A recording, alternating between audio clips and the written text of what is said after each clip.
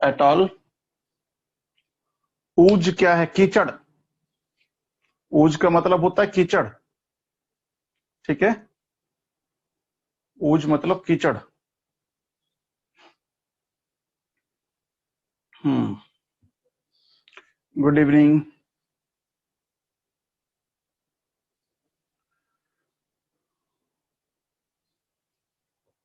Tidal bore.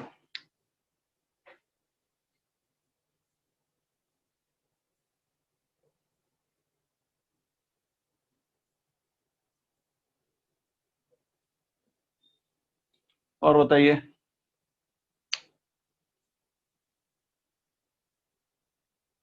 और कोई doubt हो आपका?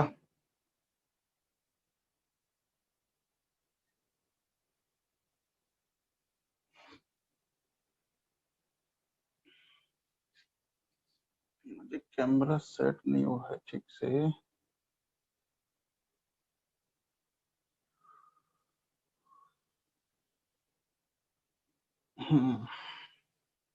Boat channel. Boat channel. और बताइए। ऑरोजन यानी निर्माण प्रक्रिया। ठीक है ना। ऑरोजनी का मतलब होता है निर्माण प्रक्रिया। ऑरिजन होना। ठीक है। और कोई क्वेश्चन आपको है? आई थिंक आपके पास शायद अभी कोई क्वेश्चन नहीं है। तो एटॉल क्या होता है? जब इंडिविजुअल किसी आइलैंड के चारों तरफ कोई प्रवाल भित्तियां विकसित होती हैं, तो ये प्रवाल सबसे पहले तटीय प्रवाल होंगे। उसके बाद में अंदर वाले पार्ट से इनको CaCO3 नहीं मिलेगा। नहीं मिलेगा तो अंदर से मरना शुरू हो जाएंगे, जबकि इनकी ग्रोथ बाहर की तरफ तेजी से होगी ऐसे। ठीक है। तो अंदर से प्रवाल मरना शुरू हो जाएंगे, तो ये घुल जाएंगे ऐसे। तो यहाँ पर कुछ एक लेक जैसी संरचना बनेगी, जो कि कम गहरी है। इसे कहते हैं बोट चैनल। जो आपने पूछा है ये बोट चैनल, ये वाला एरिया। ठीक है। और बाई चांस अगर इसका सबडक्शन होता है, तो सबडक्शन होने पर ये नीचे जाएगा, इनकी ग्रोथ ऊपर की तरफ होगी। तो ओशन के सरफेस पर एक रिंग जैसी संरचना में प्रवाल भित्तियों का विकास होता है। इसे ही कहा जाता है एटॉल। ठीक है। तापमान और तापक्रम एक ही चीज है। ठीक है ना। तापमान और तापक्रम एक ही चीज है। हो गया। टाइडल बोर के बारे में आप अभी पूछ रहे थे, किसी का ये क्वेश्चन था। टाइडल बोर वास्तव में क्या है?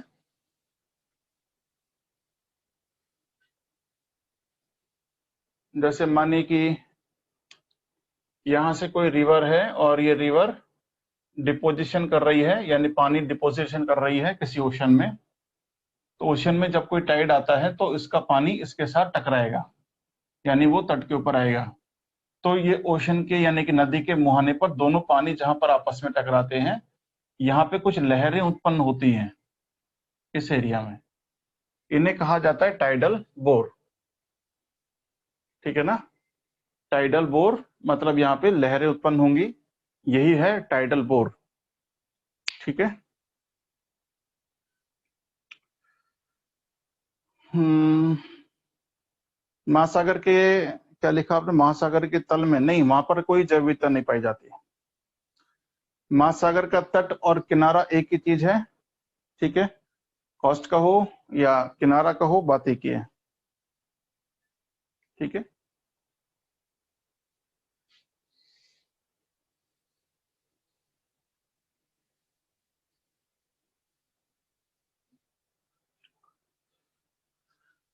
आप अगर टाइडल बोर देखना चाहते हैं तो मैं एक बार आपको दिखाता हूँ, रुकिए।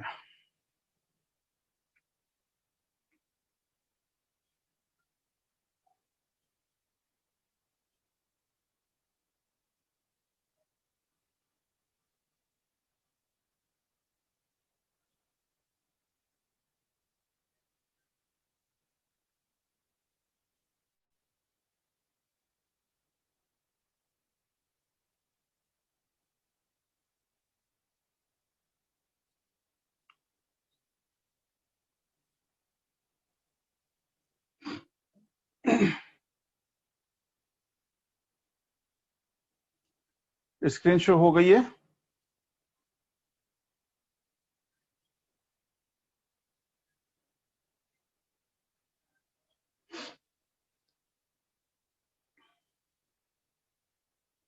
देखिए तो टाइट था, इसका भी स्क्रीनशॉट ले सकते हैं आप, ठीक है, क्या इसकी जरूरत नहीं पड़ेगी आपको।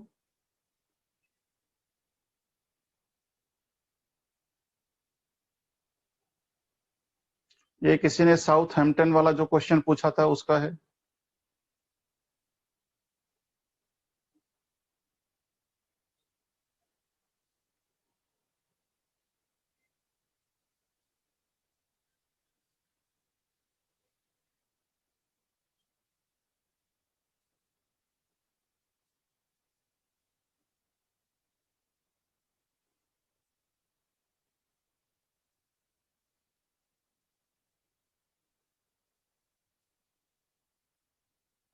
ये लहरें होती हैं, इन्हें कहा जाता है टाइडल बोर, ठीक है।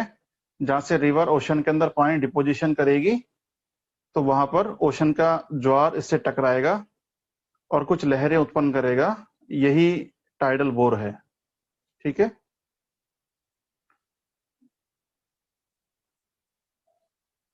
चलिए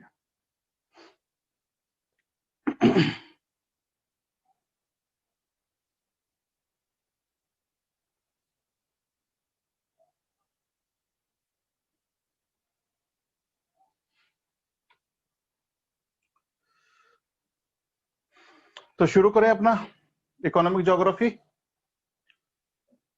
अच्छा, किसी ने नया मैसेज किया है, क्या किया है? अच्छा, गुड इवनिंग, ठीक है। तो देखिए कल अपन ने अपना इकोनॉमिक ज्योग्राफी शुरू किया था और इसके लिए आपको इंडियन ज्योग्राफी की बुक की जरूरत पड़ेगी।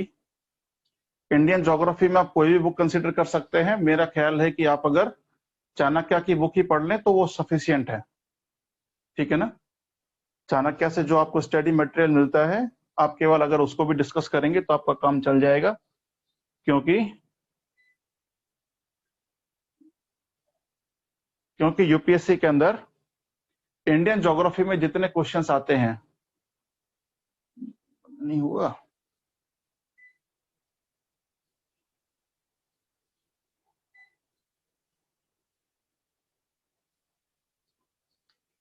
इंडियन ज्योग्राफी में जितने क्वेश्चंस आते हैं वो आते तो किसी भी बुक से नहीं है, ठीक है ना।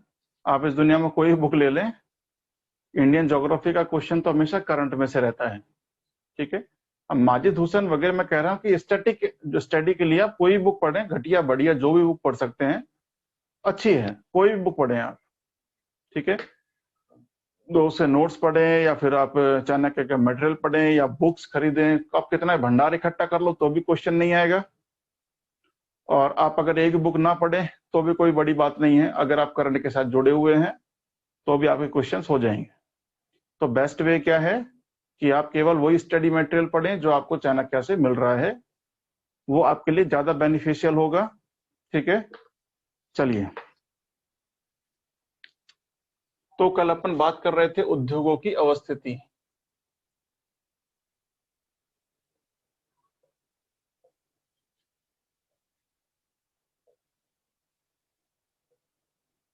उद्योग अवस्थिति, ठीक है। अब देखिए इंडस्ट्री को जब हम सेटअप करते हैं तो इंडस्ट्री को सेटअप करने के लिए कल मैंने आपको बताया था हमें मेजर क्या चाहिए, रॉ मटेरियल चाहिए। और रॉ मटेरियल ये शुद्ध या अशुद्ध हो सकता है। अगर शुद्ध होगा तो इसका जब हम प्रोसेसिंग करेंगे या फिर कोई भी चीज बनाएंगे तो इसका भार ह्रास नहीं होगा। और अगर ये अशुद्ध है तो भार ह्रास होगा, और उसके बेसिस पर हम डिसाइड करेंगे कि हमें इंडस्ट्री कहाँ लगानी है।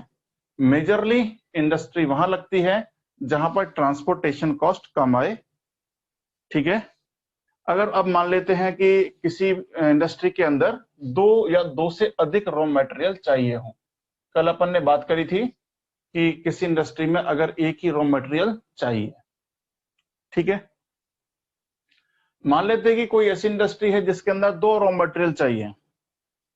अब देखिए इसमें भी 4 कंडीशंस बनती हैं, चारों में से 3 कंडीशन तो बेकार की है, वो तो कोई मतलब ही नहीं है, लेकिन फिर भी समझ लेते हैं क्या क्या बनेंगी।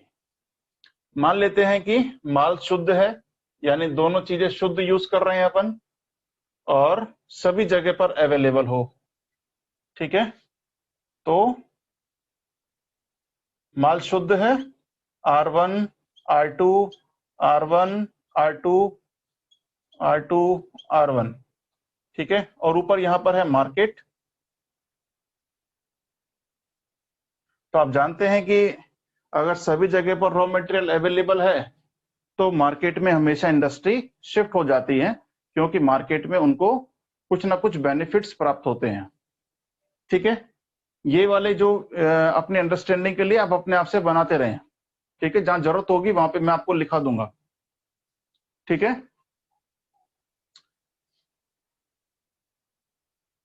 हो सकता है कि ये शुद्ध रॉ मटेरियल है लेकिन ये किसी आइसोलेटेड एरिया में मिलता है, यानी इंडस्ट्री से दूर या मार्केट से दूर मिलता है। तो यहाँ पे मान लेते हैं R1 मिलेगा, यहाँ पे मान लेते हैं R2 मिलेगा। ठीक है, और मान लेते हैं कि मार्केट इनसे दूर है। तो इस कंडीशन में भी इंडस्ट्री आप कहीं पर भी सेटअप करें कोई दिक्कत नहीं है। इंडस्ट्री यहाँ सेटअप करेंगे तो ये माल आपको यहाँ लेके आना पड़ेगा, यहाँ से लेके जाएंगे तो ट्रांसपोर्टेशन कॉस्ट उतनी है। अल्टीमेटली इंडस्ट्री कहाँ पर सेटअप होगी? मार्केट में। तो दोनों कंडीशन के अंदर इंडस्ट्री मार्केट में ही सेटअप होंगी। अगर माल शुद्ध है, या तो वो आइसोलेटेड एरिया में मिले कहीं पर, या वो सभी जगह पर मिले, इस सभी कंडीशन के अंदर इंडस्ट्री हमेशा शिफ्ट होती है मार्केट एरिया में। ठीक है, दूसरा, मान लेते हैं कि माल अशुद्ध है। अशुद्ध होने पर 2 संभावनाएं बनती हैं। मान लेते हैं कि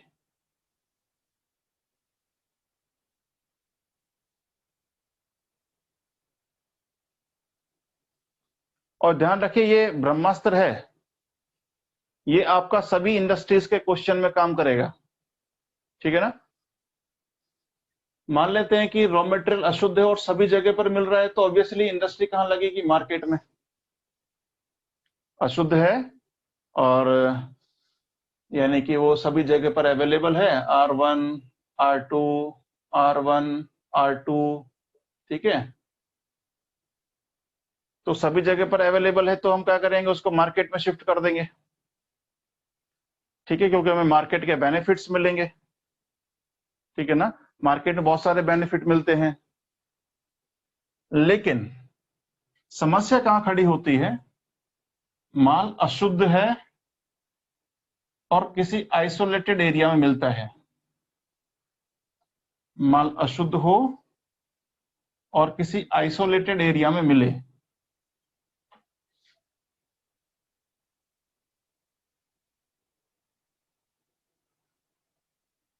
तो यहां किसी बिजनेसमैन के सामने चैलेंजेस उत्पन्न होते हैं कि उसे इंडस्ट्री कहां लगानी है। मान लेते हैं कि मार्केट यहां पर है और रॉ मटेरियल 1 यहां पर मिलता है और रॉ मटेरियल 2 मिलता है हमें यहां पर। ठीक है, तो यहां पर अब चैलेंजिंग एक क्या सिचुएशन है? अब जैसे किसी भी एक इंडस्ट्री को सोचिए जिसमें 2 रॉ मटेरियल चाहिए हो और दोनों ही अशुद्ध हो। हमारे सामने हमें बेस्ट एग्जांपल कौन सा मिलेगा? Iron and steel.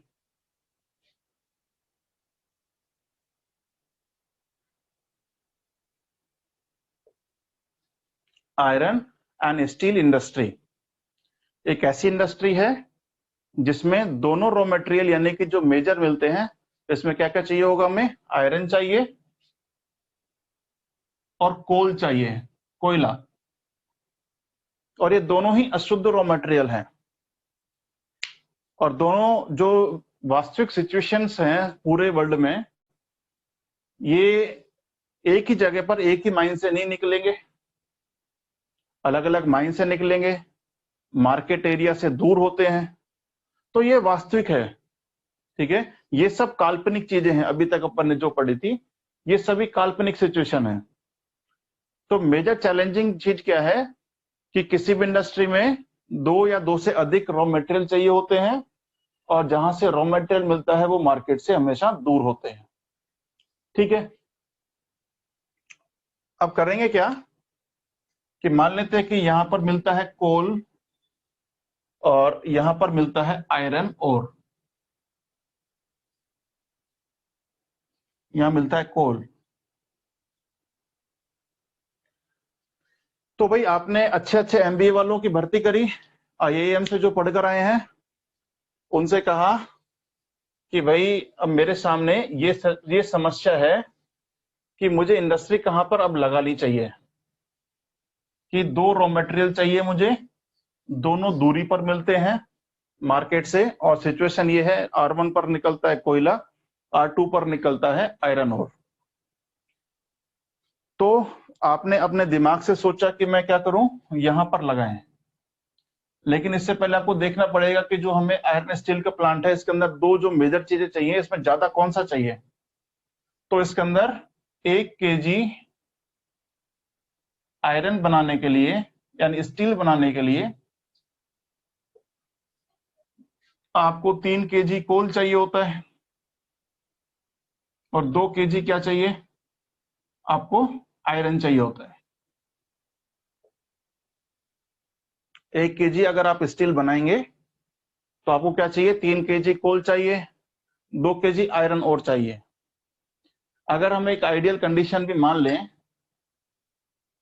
अगर हम एक आइडियल कंडीशन भी मान लीजिए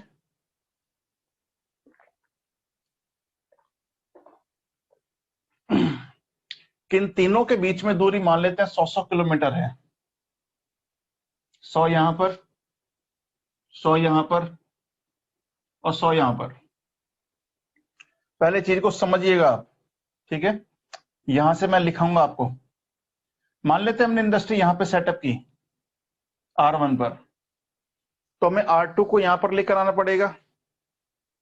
100 किलोमीटर की दूरी तय करनी है हमें, और आयरन ओर हमें चाहिए, यानी कि 1 kg अगर हम आयरन बनाएंगे, स्टील बनाएंगे, तो हमें 2 kg आयरन चाहिए। तो 2 किलो को ट्रांसपोर्ट करना है हमें R1 पर, तो 200 रुपए खर्च हो गए आपके। यानी आप अगर R2 से R1 गए और आयरन लेके गए 2 kg, और 100 किलोमीटर आप गए, तो सीधा सा आपने क्या किया, 200 रुपए आपने खर्च कर दिए। क्लियर। अब यहां पर आपने चीज बनाई, कोई भी चीज बनाई, आपने आयरन बनाया मान लीजिए। अब इस आयरन को मार्केट तक लेके जाना है, तो आप जाएंगे R1 से और मार्केट के लिए, और 1 kg आयरन लेकर जाएंगे, और 100 किलोमीटर लेकर जाना है, तो 100 रुपए आपके और खर्च हो गए। कितना हुआ, 200 और 100, यानी 300 रुपए आपके खर्च हो गए ट्रांसपोर्ट में। ठीक है। दूसरी सिचुएशन क्या बनती है कि हम हो सकता है कि इंडस्ट्री यहां पर सेटअप करें आयरन वाली जगह पर, तो अब हमें 3 किलो कोयले को R1 से कहां लेके जाना पड़ेगा, R2 पर। तो R1 से ये तो किसका है, जब हमने आयरन ओर का ट्रांसपोर्ट किया। अगर हम कोल का करते हैं तो क्या होता है कि 3 kg कोल आपको लेके जाना है, 100 किलोमीटर लेके जाना है, 300 रुपए आपने खर्च कर दिए। फिर आपको तैयार माल को मार्केट लेके जाना है, 1 kg आयरन को लेके जाएंगे, 100 किलोमीटर लेकर जाएंगे, और 100 रुपए यहाँ पर। टोटल कॉस्ट बैठ गई आपकी 400 रुपए। यहाँ पे टोटल कॉस्ट कौन सी बैठ रही थी आपकी, 300 रुपए। ठीक है। अब अगर मान लीजिए आप यहाँ पर भी नहीं है, और आप सेटिस्फाई नहीं है, और आप यहाँ पे अगर इंडस्ट्री को लगाना चाहें, तो आपको 3 kg कोल लेके जाना पड़ेगा मार्केट, और 2 किलो आयरन लेके जाना पड़ेगा मार्केट, अगर इंडस्ट्री आपकी कहां सेटअप हो, मार्केट में। ठीक है। तो 2 kg आपको आयरन लेके जाना पड़ेगा, 100 किलोमीटर यानी 200 रुपए, 3 kg कोल लेके जाना है, 300 रुपए। आप अगर मार्केट में लगाते हैं तो टोटल कॉस्ट कितना बैठेगा? 500 रुपए। तो यहाँ पे 500 रुपए खर्च करने पड़ेंगे आपको। यहाँ पर आपको खर्च करने पड़ेंगे 300 रुपए, और यहाँ पर आपको खर्च करने पड़ेंगे, सॉरी, यहाँ पर आपको खर्च करने पड़ेंगे 400 रुपए, और यहाँ पर आपको खर्च करने पड़ेंगे 300 रुपए। तो एक सामान्य लोग क्या सोचेंगे कि हमें इंडस्ट्री कहाँ सेटअप करनी चाहिए? इस वाले एरिया में सेटअप करनी चाहिए, ताकि हमें बेटर प्रॉफिट हो सके, ट्रांसपोर्टेशन कॉस्ट को हम बचा सके। तो transportation cost is the major affecting factor during the setup of any industry. किसी भी इंडस्ट्री को जब हम सेटअप करते हैं तो ट्रांसपोर्टेशन कॉस्ट एक इफेक्टिंग फैक्टर होता है।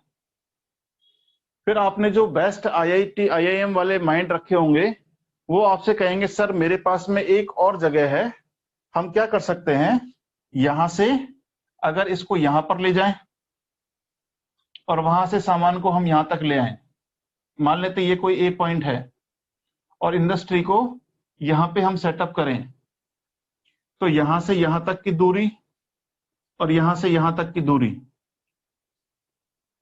ये 50 किलोमीटर होगी, और ये भी 50 किलोमीटर होगी, यानी 100 किलोमीटर आप चले। इंडस्ट्री आपने यहाँ पे सेटअप करी और तैयार माल को आप मार्केट ले गए, तो यहाँ पे आपको 87 किलोमीटर चलना पड़ेगा। यानी कि टोटल हमें कितनी कॉस्ट देनी है? 187 कॉस्ट देनी है। तो बात पसंद आ जाएगी कि मैं क्यों 200 किलोमीटर चलना चाहूंगा जब मुझे 187 किलोमीटर क्यों चलने पर ही मार्केट में मेरा सामान पहुंच जाता है। तो अल्टीमेटली इंडस्ट्री कहां सेटअप होगी? दोनों के सेंटर में। बात समझ गए आप? ये एक आइडियल कंडीशन है अगर तीनों के बीच में बराबर बराबर दूरी हो, लेकिन ऐसा वास्तविकता में तो होता ही नहीं है। तो वास्तविकता में क्या होता है कि कोई भी इंडस्ट्री उस साइड में झुकी होगी जो हमें ज्यादा भारी चीज चाहिए, कम पैसे वाली चीज चाहिए, ठीक है ना, जिससे ट्रांसपोर्टेशन कॉस्ट बहुत ज्यादा बढ़ रही हो, हम उसको कम करने के लिए उस एरिया में शिफ्ट हो जाएंगे। बात समझ गए आप? तो लिखिए, लिखिए, यदि कच्चे माल 2 या अधिक चाहिए हो,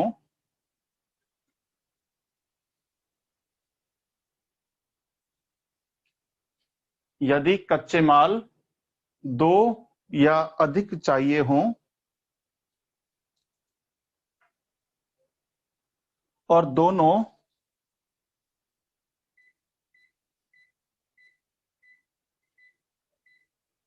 बाजार से दूर, दोनों बाजार से दूर किसी निश्चित स्थान पर मिल रहे हों, दोनों बाजार से दूर किसी निश्चित स्थान पर मिल रहे हों,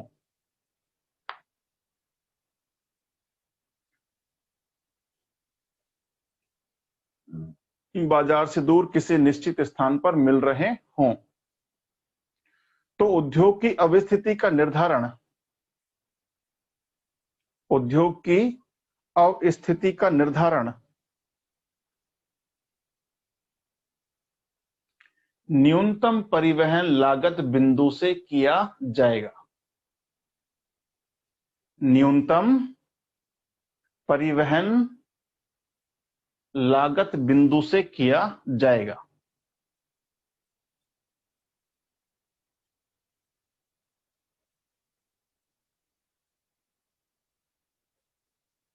तो उद्योग की अवस्थिति का निर्धारण न्यूनतम परिवहन लागत बिंदु से किया जाएगा। ये बना लीजिए आप लोग सभी।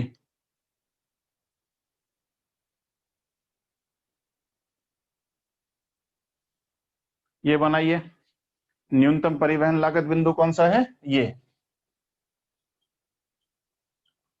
अगर ऐसी सिचुएशन होगी कि दो कच्चे माल है, दोनों मार्केट से दूर मिलते हैं, तो ये सबसे बेस्ट लोकेशन होगी हमारी इंडस्ट्री को लगाने के लिए।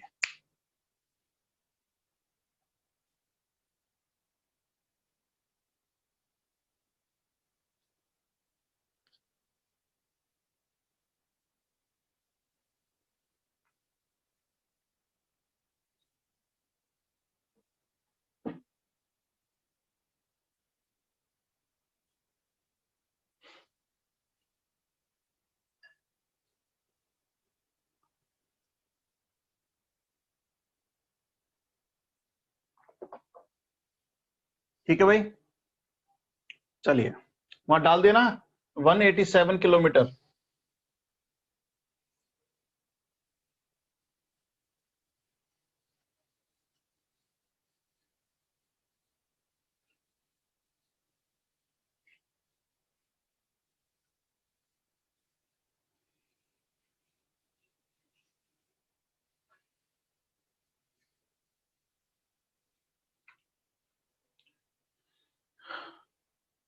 तो अब क्या हुआ कि आपने न्यूनतम परिवहन बिंदु निकाल लिया कि मुझे सबसे कम ट्रांसपोर्ट कॉस्ट यहां देनी है और मेरी लोकेशन ये होगी।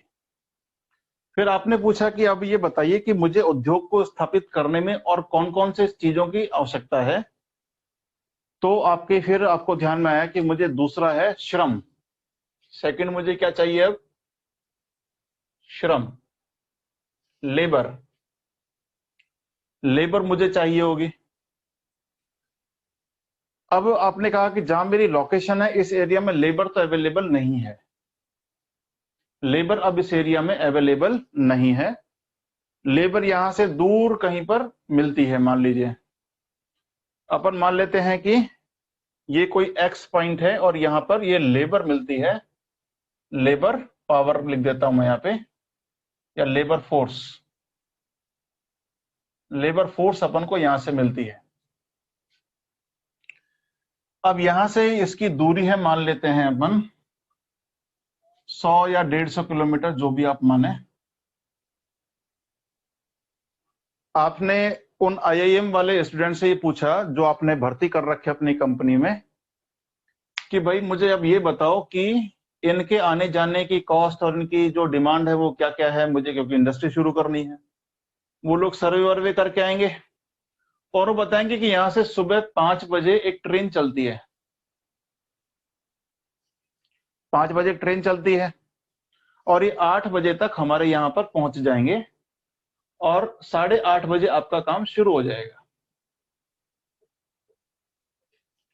शाम को यहाँ से 6 बजे ट्रेन जाती है तो ये शाम को 6 बजे तक काम कर सकता है ना, या 5:30 तक काम करेगा। 6 बजे ट्रेन जाएगी तो 5:30 तक ये काम करेगा।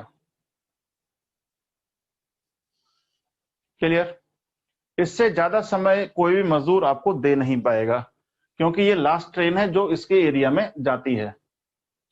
अब ये जब सुबह 5:30 बजे आएगा तो घर से 4 बजे चला होगा या 4:30 चला होगा, तो इसकी बीवी ने इसको खाना बना के नहीं दिया होगा। तो हमें यह भी तय करना है कि इसको दिन में खाने की व्यवस्था की जाए, इसलिए बड़ी बड़ी इंडस्ट्रियां दिन के लंच की व्यवस्थाएं करती हैं।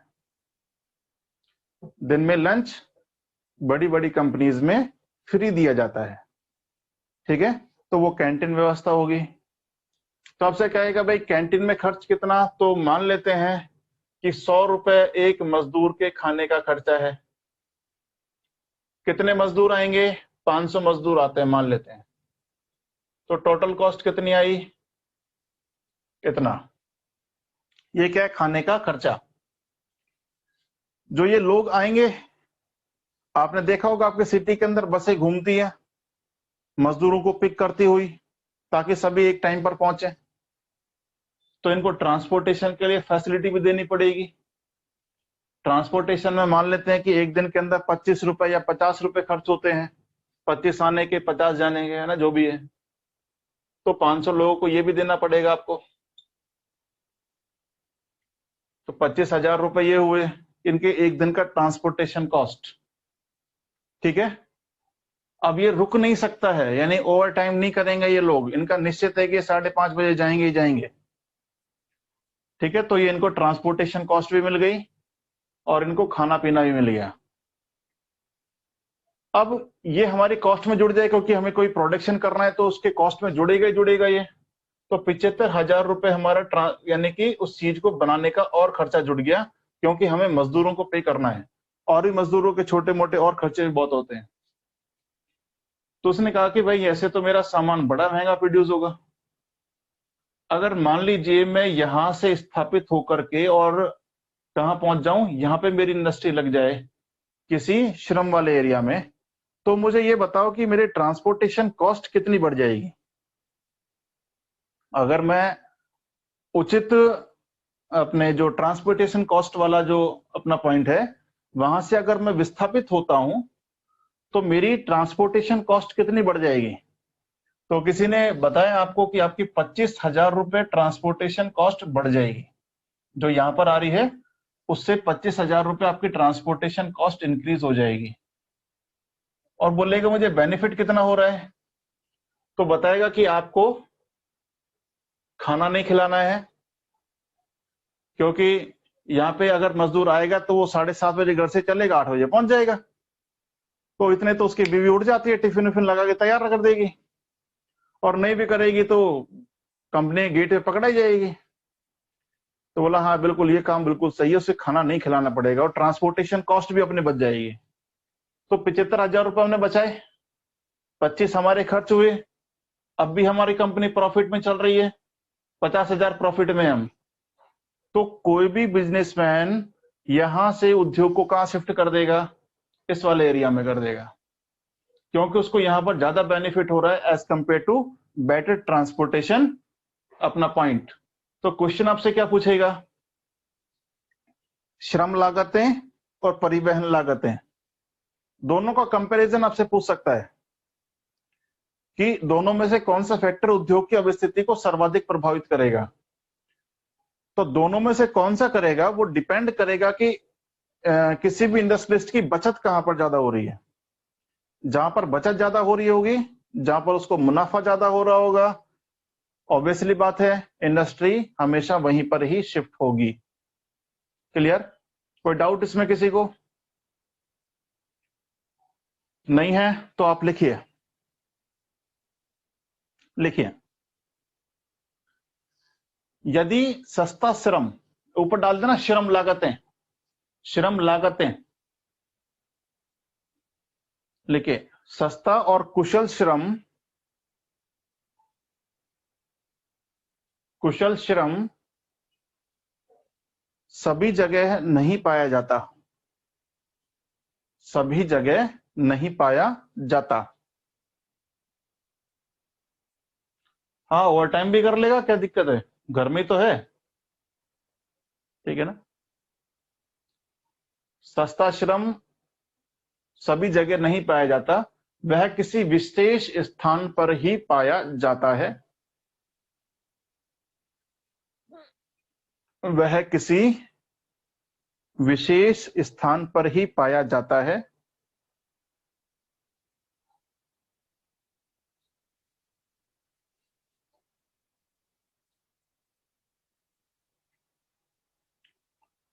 यदि यदि उपयुक्त परिवहन लागत बिंदु से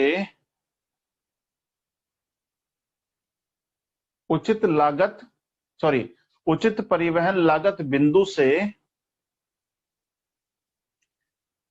श्रम वाले बिंदु की ओर विस्थापन होने पर, श्रम वाले बिंदु पर विस्थापन होने पर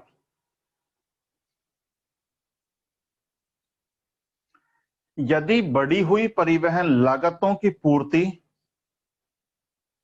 यदि बढ़ी हुई परिवहन लागतों की पूर्ति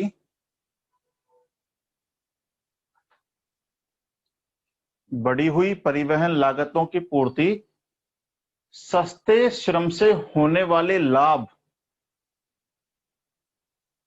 सस्ते श्रम से होने वाले लाभ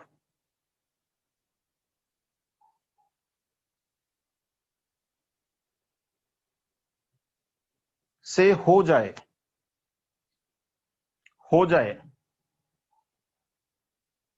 तो बढ़ जाएगी। तो हमें फायदा भी तो 50,000 का हो रहा है, भेज देंगे उसको, क्या दिक्कत आ रही है भाई? फायदा भी तो 50,000 का हो रहा है अपना। यहाँ पे ये मजदूर दिल्ली के अंदर मजदूर आता है 800 रुपए में काम करता है, आप चले जाओ किसी गांव के अंदर वो 400 रुपए में काम कर लेगा, ठीक है ना। नरेगा में कितने में काम कर रहा है? चलिए क्या लिखा आपने? सस्ते श्रम से होने वाले लाभ से हो जाए। तो निश्चित रूप से कोई भी उद्योग निश्चित रूप से कोई भी उद्योग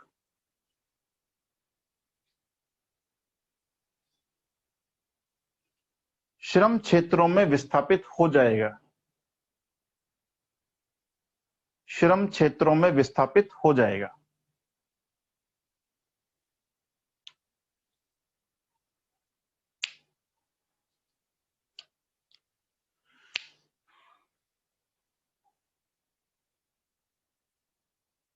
भारत और विश्व में तमाम ऐसे उद्योग हैं, भारत और विश्व में तमाम ऐसे उद्योग हैं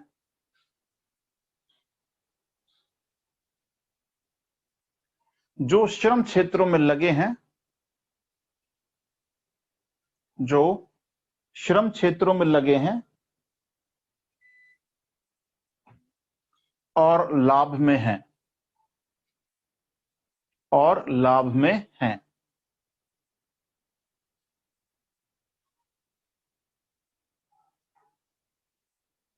बात समझ में आ गई आपको? अब देखिए, अब ट्रांसपोर्टेशन कॉस्ट पर अपन कुछ एग्जांपल देखते हैं। जैसे मान लेते हैं ये अपना इंडिया है और यहां हमने एक रिफाइनरी लगाई है मथुरा में, ये अपन ने लगाई है पानीपत में। तो यहां से हमें क्रूड ऑयल कहां लेके आना है? रिफाइनरी तक लेके आना है, तो उसकी ट्रांसपोर्टेशन कॉस्ट बढ़ गई। अगर हम इसको यहीं पर रिफाइन करते और तब लेकर आते तो ये फायदे में होता है, यहाँ पे हमें कम खर्च करना पड़ता। बस समझ गए आप? लेकिन क्योंकि हमने उसको मथुरा में, पानीपत में या इंटीरियर एरिया में कहीं पर लोकेट किया, तो हमें क्रूड ऑयल को वहां तक लेके जाना है, उसको वहां पर रिफाइन करना है, देन उसका फिर यूज करना है। तो ट्रांसपोर्टेशन कॉस्ट बढ़ जाएगी, और जब ट्रांसपोर्टेशन कॉस्ट बढ़ जाएगी तो ये इंडस्ट्री लॉस में जाना शुरू हो जाएगी। आपसे कोई पूछता है कि जितने भी रिफाइनरियां भारत के अंदरूनी भागों में लगी हैं वो सभी नुकसान में क्यों हैं या लॉस में क्यों हैं? तो सीधा सा फैक्टर है कि वहां पे ट्रांसपोर्टेशन कॉस्ट उसको इफेक्ट कर रही है। बात समझ में आ गया आपको? ये कायदे से कहां लगनी चाहिए थी? यहां पर, यानी बॉर्डर एरिया में लगनी चाहिए थी।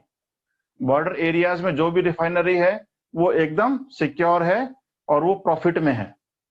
यही एक कारण है कि तमाम पीएसयूज इंडिया से बंद होते जा रहे हैं। क्योंकि पीएसयूज क्यों खोले गए थे? क्योंकि उस वक्त जब हम आजाद हुए तो पूरे इंडिया को एक करना था हमें, और पूरे इंडिया का जब एकीकरण किया तो हमने कुछ झूठे और कुछ सच्चे वादे भी लोगों से किए कि तुम्हारे स्कूल के, तुम्हारे एरिया में एक कॉलेज खोल देंगे, तुम्हारे एरिया में एक इंडस्ट्री खोल देंगे, तुम्हारे एरिया में हम कुछ और खोल देंगे। सभी लोगों ने कहा ठीक है, हम भी इंडिया में, हम भी इंडिया में, हम भी इंडिया में, ठीक है ना। बाद में इंदिरा गांधी आए, उसने सारा प्रीवी पर्स वगैरह ये सारा कुछ बंद कर दिए। उनके जितने भी राजा महाराजा थे उनके होटल हेरिटेज होटल में बन गए, उनके जो महल थे, क्योंकि उनका प्रीवी पर्स बंद हो गए, है ना। उनकी जो इनकम होती थी सरकार से वो बंद हो गई, सरकार ने उनको पालना छोड़ दिया। तो अब करें तो करें क्या? पूरा महल है, कैसे रख रखाव करें? तो उन्होंने होटल में कन्वर्ट कर दिया। तो जहां जाते हैं आपको हेरिटेज होटल मिलती है, ठीक है ना। तो ये सभी जो नुकसान में जा रहे हैं उसकी अगर वजह कहीं पर ढूंढेंगे तो कहीं ना कोई कॉस्ट उसको इफेक्ट कर रही होगी, इसलिए वो नुकसान में है, ठीक है। चलिए, अब जैसे मान लीजिए आज हम बीएसएनएल की बात करें, तो बीएसएनएल बहुत अच्छा होता, लेकिन बीएसएनएल ने आज तक अभी 4G अपना लॉन्च ही नहीं किया है, ठीक है ना। वो 3G पे ही चल रहा है अपना। और अगर आप जियो की बात करेंगे तो वो क्यों इतना फेमस हो गया? क्योंकि उसने अपना सारा पैसा कहां लगाया? 4G में। उसने 2G और 3G में कदम रखा ही नहीं। लेकिन जितना ये एयरटेल, वोडाफोन वगैरह ये सब 2G से 3G से 4G में शिफ्ट होती, इतने तो वो अपना गेम खेल गया सारा। उनको वहां तक शिफ्ट होने में, 4G तक शिफ्ट करने में 4-5 महीने 7 महीने का टाइम लगा, इतने उसने अपना गेम खेल दिया पूरा, कि लोगों के हाथ में पकड़ा दो एक बार। और जब लोग एक बार अच्छी क्वालिटी की चीज यूज कर लेते हैं तो उसको छोड़ने का मन करता नहीं है। ठीक है, और इसने कंपटीशन दिया मार्केट में, लोगों ने यूज किया, लोगों को फ्री कॉलिंग दी। ये जितने भी बिजनेसमैन होते हैं ये शुरू में पैसा लगाते हैं, 5-6 साल यानी कि मेहनत करेंगे और मार्केट से एक पैसा नहीं कमाएंगे, जिनको दूर तक सोचना है। लेकिन जिनको नजदीक का सोचना होता है वो सोचता है मैं आज पैसा लगाऊं और कल से मुझे रिटर्न मिलना शुरू हो जाए, तो उनमें छटपटाहट होती है, वो हमेशा मजदूरी करते हैं। जो बिजनेसमैन होता है वो पीछे 5-6 साल इन्वेस्टमेंट करेगा, एक पैसा मार्केट से नहीं कमाएगा, लेकिन जब कमाएगा तो वो पूरे मार्केट को लूट लेगा। आज जियो लूट रहा है पूरा मार्केट को, ठीक है ना। अभी कश्मीर के अंदर 1 साल हो गया, वहां पे 4G सर्विसेज शुरू नहीं हुई, लेकिन वहां पे जियो गीगा फाइबर जब तक घर घर में नहीं लग जाएगा सरकार अब शुरू नहीं करेगी, ठीक है ना। बहुत सारी चीजें हैं। खैर, तो ये पीएसयू इस तरह से बंद हो रही है भारत और पूरे वर्ल्ड में। बहुत सारे ऐसे एग्जांपल आपको मिलेंगे, अगर आप इंडस्ट्रीज को पढ़ेंगे तो ऐसे एग्जांपल आपको तमाम मिलेंगे। एक क्वेश्चन आप यहाँ पे नोट करिए, क्वेश्चन डालिए, 1-2 कुछ भी क्वेश्चन आप नोट कर लीजिए, और क्वेश्चंस को लिखने की कोशिश करना। इंडियन ज्योग्राफी की कोई भी बुक हो, इंडस्ट्रीज को उठाना, और आज मैं जो आपको 1 या 2 इंडस्ट्रीज जो करवाने वाला हूं, कर रहे हैं हम लोग, उसको उसमें से पढ़ना, पढ़ने के बाद अपना आंसर लिखना, ठीक है। लिखिए, नंबर फर्स्ट, ऐसे क्या कारण है कि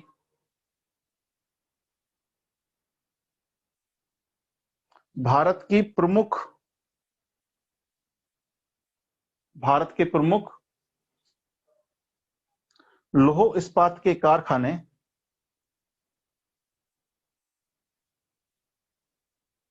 भारत के प्रमुख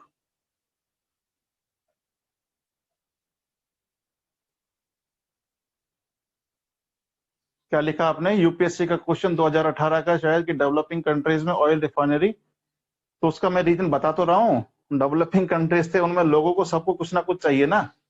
हम तो तभी वोट देते जब हमारे यहाँ पे तुम मंदिर बनवा दो। अभी यूपी में चल तो रहा है परशुराम का, है ना, परशुराम पर भी लड़ रहे हैं वो लोग कि हम परशुराम की बड़ी मूर्ति लगाएंगे, हमें वोट दो। जैसे राष्ट्रपति कोविंद को जब चुना गया तो मायावती बहन जी ये क्या कर रही थी, हम उसको वोट देंगे जो इससे बड़ा दलित होगा। अब उन्होंने दलित के अंदर भी कैटेगरी ढूंढ लिया है, छोटा दलित और बड़ा दलित। तो कहने का मतलब यह है कि इन राजनीतिक लोगों पे तो आप विश्वास ना करें, आप केवल अपना माइंड अप्लाई करें। देश को केवल 2 लोग चलाते हैं, एक ब्यूरोक्रेट और एक पॉलिटिशियंस। पॉलिटिशियंस आते जाते रहते हैं, जो नीति निर्धारक हैं वो कौन है, ब्यूरोक्रेट। इन अंगूठा छाप 5वीं पास या 10वीं पास लोगों के पास इतना दिमाग नहीं है कि ये पूरे देश की पॉलिसी बना सके। ये पॉलिसी आप ही लोग बनाएंगे, ठीक है ना। बाकी उनके वर्ड्स हैं, वो कभी संसद में कुछ बोलते हैं, वो आप ही के बेसिस पे बोलते हैं, पूरा स्ट्रक्चर आपका होता है। तो आप एक जिम्मेदार पोस्ट के लिए जिम्मेदारी के साथ चुने जाएंगे, और उसी जिम्मेदारी के साथ आप पढ़ें। अपने आप को एक स्टूडेंट ना माने, आप एक उस फील्ड में हैं जहां आपको जीतना ही है। यहाँ पे हार की कोई गुंजाइश नहीं है ना। हारने वाले को यहाँ पे कुछ नहीं मिलता, यहाँ सब कुछ जो मिलेगा वो जीतने वाले को ही मिलेगा। तो जीतना ही यहाँ पे अपन को, चाहे हम साम दाम दंड भेद किसी भी तरीके से जीते, ठीक है ना। Everything is fair in love and war. तो आप एक वॉर में हैं, ठीक है। चलिए, तो क्या लिख रहे थे हम लोग, क्वेश्चन लिख रहे थे, भारत में तमाम आयरन स्टील के प्लांट कोयला क्षेत्रों के पास में क्यों लगे हैं। किसी एक उदाहरण के द्वारा समझाएं, किसी एक उदाहरण के द्वारा समझाएं। भारत में प्रमुख आयरन स्टील के प्लांट कोयला क्षेत्रों के नजदीक क्यों लगे हैं, किसी एक उदाहरण के साथ समझाएं।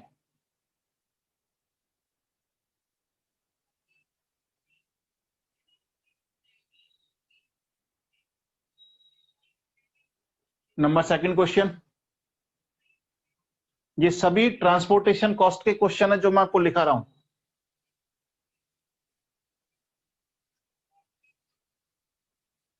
अगर ट्रांसपोर्टेशन कॉस्ट ध्यान में है तो इन क्वेश्चंस में आप पूरा तो ना लिख के आओगे, लेकिन अभी भी आप अगर लिखना शुरू करेंगे तो इसमें 50 एक वर्ड तो आप आराम से लिख देंगे। बुक पढ़ने के बाद होगा क्या कि उसमें कौन सा कच्चा माल चाहिए उसकी जानकारी होगी, और कौन से स्टेट में है इंडस्ट्रियां, केवल उसकी जानकारी आपको मिलेगी। अगर वो जानकारी अपने इस जानकारी के साथ आप मिला देंगे तो आंसर कंप्लीट हो जाएगा। ठीक है ना? आपको दो ही जानकारियां बुक में मिलेंगे, एक तो कौन से स्टेट में कौन सी चीज निकल रही है, कौन से स्टेट में कौन सी इंडस्ट्री लगी हुई है। दूसरी जानकारी आपको केवल ये मिलने वाली है कि इस पदार्थ को बनाने में हमें कौन से कच्चे माल चाहिए। दो अगर जानकारियां आपको किताब से मिल गई तो पूरी किताब फिर रद्दी है, क्योंकि उसका बेसिक स्ट्रक्चर आपके पास में है। तो केवल उन इंडस्ट्रीज को पढ़ते वक्त दो ही जानकारी आपको निकालनी है उसमें से, कि कौन से स्टेट में इंडस्ट्री लगी है, कौन सा स्टेट नंबर 1 है, नंबर 2 है, बस इतना से ध्यान रखना है। ओवरऑल बहुत ज्यादा कुछ इसमें नहीं जाना है, और ये ध्यान रखना है कि उस इंडस्ट्री में रॉ मटेरियल क्या चाहिए। और आप एक बात बहुत अच्छे से जान लीजिए कि आप जिस भी किताब को पढ़ेंगे उसके अंदर आप पाएंगे आयरन स्टील के प्लांट का वितरण। ठीक है, वितरण पाएंगे, ये स्टेट नंबर 1 है, वो स्टेट नंबर 2 है, वो स्टेट नंबर 3 है। लोग उसको पढ़ते रह जाएंगे, लेकिन वो जो आपका टॉपिक शुरू होगा वहां पे 2-3 लाइनें लिखी होंगी, बस वही आपके काम की हैं कि इसमें कौन सा अपन को रॉ मटेरियल चाहिए, और मतलब उसको फिर भूमिका आप किस तरह से बनाते हैं। ठीक है ना सर? जैसे जमशेदपुर हो सकता है क्या, क्योंकि चीपेस्ट लेबर और कोल। हाँ देखो उसके अंदर पढ़ो आप, एक बार आप बुक को पढ़िए, इसको बिना बुक को पढ़े आप आंसर लिखने की कोशिश ना करें, क्योंकि अगर एक बार आप गलत लिख लोगे तो गलत डाटा आपके बुक में, आपके माइंड में सेट हो जाएगा। एक बार उसको तसल्ली से बैठ के पढ़ें और पढ़ने के बाद में आंसर लिखें। तो सेकंड क्वेश्चन और लिखें। दूसरा क्वेश्चन लिखिए, भारत में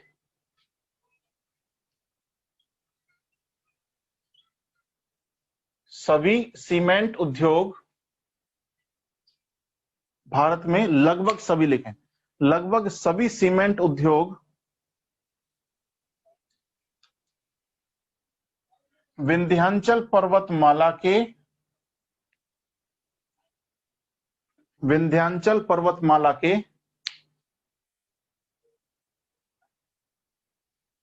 आसपास क्यों स्थित हैं? आसपास क्यों स्थित हैं? कारणों की तलाश करें, कारणों की तलाश करें। और ध्यान रखना ये सारा मेंस का प्रोग्राम है, पीटी में कुछ नहीं आता इकोनॉमिक में से। पीटी में बस छोटे मोटे चीजें आती है तो पॉलिसीज वगैरह में से कुछ, मेजरली आएगा ये मेंस में।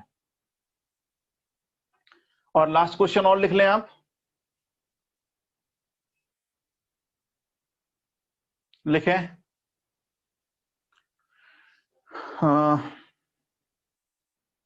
क्वेश्चन आप लिखें, दिल्ली के समीप, दिल्ली के समीप, दिल्ली के समीप सभी चीनी की मिलें, सभी चीनी की मिलें राजमार्गों के सहारे,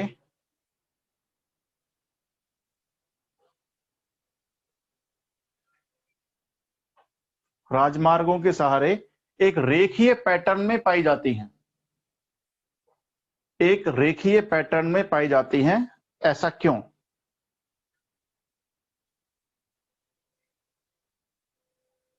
ऐसा क्यों? अब इंद्रजीत पूछ रहा है कौन सी बुक। बुक तो मैंने मना करी है यार, बुक के लिए तो मैंने आपसे नहीं कहा। मैं कह रहा हूँ चाणक्य की पढ़ें या कुछ और पढ़ लें, जो भी घटिया बढ़िया बुक पढ़ेंगे सब में मिलेगा। आप 2 मिनट के लिए वेट करिएगा।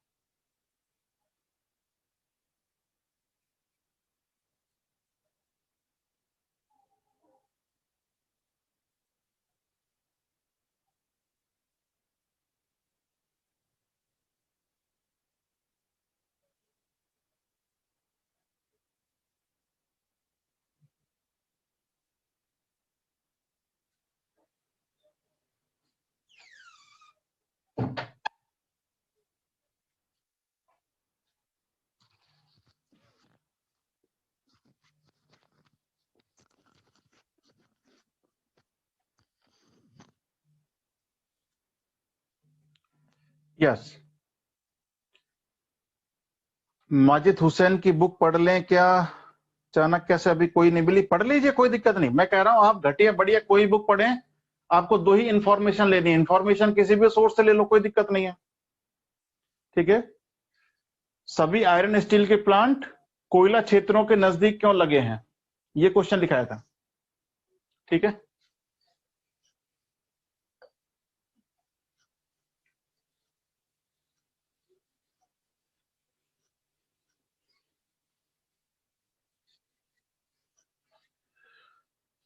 अब देखिए, तीसरी इंपॉर्टेंट चीज है नंबर 3, समूहन। समूहन, एंग्लोमरेशन, ठीक है। यहां से जो आपको पढ़ना है, किसी भी किताब से आप देखेंगे आपको यहां से पढ़ना है सेज, इंडिया में सेज, SEZ, और एक और देखना है EEZ। इन पर मैं तो बात करूंगा ही, लेकिन आपको भी अपने तरफ से देखना है। मेजर क्वेश्चंस आपको देखने हैं, मेजर इनके फैक्ट्स देखने हैं, किसी भी बुक से देखें, नेट पर देखें, कुछ भी करें। सेज खोल लिया, 4-5 पॉइंट होंगे उसमें, पढ़ लिया, ठीक है। SEZ सेज और EEZ एक्सक्लूसिव इकोनॉमिक जोन। बात समझ गए आप कि ये क्या होते हैं, ये किस तरह से उद्योगों की स्थापना को प्रभावित करते हैं, उद्योग क्यों यहां पर लगते हैं, क्या बेनिफिट्स हैं यहां पर लगने के, ठीक है। या सरकार ने कोई नई योजना तो यहां पे लॉन्च नहीं की है। अभी आपको करंट सिनेरियो में घुसना ही पड़ेगा। अब आपकी कोई बुक हेल्प नहीं करने वाली है, आप खुद अपनी हेल्प करेंगे। मैं केवल आपको बेसिक चीजें सिखाऊंगा, लेकिन करंट में क्या क्या हरकतें हो रही है, कोई योजना लॉन्च तो नहीं हो गई है मेरे बैच खत्म होने के बाद, वो तो पढ़नी आप ही को पड़ेगी। मैं तो केवल आपको आज तक का मैटर पढ़ा सकता हूं, लेकिन आज के बाद में हो सकता है कि कल प्रधानमंत्री मोदी लाल किले से भाषण कर दे कि यहाँ पे हम एक नया सेल्स डेवलप करने जा रहे हैं, ये फैसिलिटी हम सरकार को देंगे, तो टॉपिक तो अपना क्लास में हो गया, ठीक है। तो नई चीजों को आपको इसके साथ जोड़ना पड़ेगा। तो देखिए, समूहन का मतलब क्या होता है, जैसे मान लेते हैं कि ए नाम की कोई इंडस्ट्री है, हर इंडस्ट्री का अपना अपना एरिया होता है ना, सर्विस क्षेत्र होता है। सर्विस क्षेत्र का मतलब जैसे आपके एरिया में 2 शॉप हैं, एक गुप्ता जी की शॉप है और एक शर्मा जी की शॉप है मान लेते हैं। तो आप क्या देखते हो, मुझे कम दूरी किस पे जाना है, मुझे दूरी कम कहां पे जाना है, तो गुप्ता जी की शॉप मान लेते हैं कि वो कम दूरी पर है, और शर्मा जी की शॉप उससे 100 मीटर और दूर है, वो दूसरे डायरेक्शन में पड़ती है। तो आप सीधा जाएंगे, सामान परचेज करेंगे और आ जाएंगे, यही होगा, क्योंकि गुप्ता जी की शॉप आपके घर के नजदीक है, दूरी कम है आपकी उससे। लेकिन कई बार क्या होता है, ह्यूमन की भावनाएं होती हैं, और भावनाओं क्या हो गया, ह्यूमन नेचर के सामने सारी चीजें फेल हैं। जैसे मान लीजिए कि उस गली में मेरी गर्लफ्रेंड रहती है, मैं वहां शॉप पे जाऊंगा तो मैं उसको भी देखाऊंगा, एक विचार आपके ख्याल आया मान लीजिए, ठीक है ना, तो आपके फिर दूरी आपको मायने नहीं करेंगे, फिर आप जाएंगे वहीं, दूरी से सामान लेके आना पसंद है, लेकिन आप पास वाली दुकान पर सामान लेने नहीं जाएंगे, ये निश्चित बात है, जाएंगे या नहीं, सही बात है ना। तो ह्यूमन का नेचर है। अब मान लीजिए मैंने कोई संकल्प लिया कि मैं मेरे गांव को विकसित करूंगा, तो मैं उद्योग वहां पे खोल लूं। अब मुझे मेरे स्टेट को डेवलप करना है या मेरे जिले को डेवलप करना है, उसकी वजह से मैंने उद्योग वहां पर लगाया है, मैंने सारे आर्थिक नियम तो ताक पे रख दिए, और ह्यूमन फैक्टर मेरे अंदर बहुत ज्यादा हावी है। तो इकोनॉमी के अंदर आर्थिक चीजें पढ़ते हैं हम, ह्यूमन का नेचर नहीं पढ़ते, ठीक है। कुछ एक्सेप्शनल केस मिलते हैं और वो हमेशा मिलेंगे, कि मेरी जिद थी कि इस गांव में मेरे पिताजी रहे थे तो मैं इस गांव का विकास करूं, तो ये ह्यूमन नेचर है, इसके आगे कोई नहीं जीत सकता। बाकी इकोनॉमिक फैक्टर जहां पे काम करेंगे, अगर पैसा आपको सोचना है, पैसा कमाना है, तो उसमें ह्यूमन नेचर को ताक पे रखना ही पड़ेगा, ठीक है ना।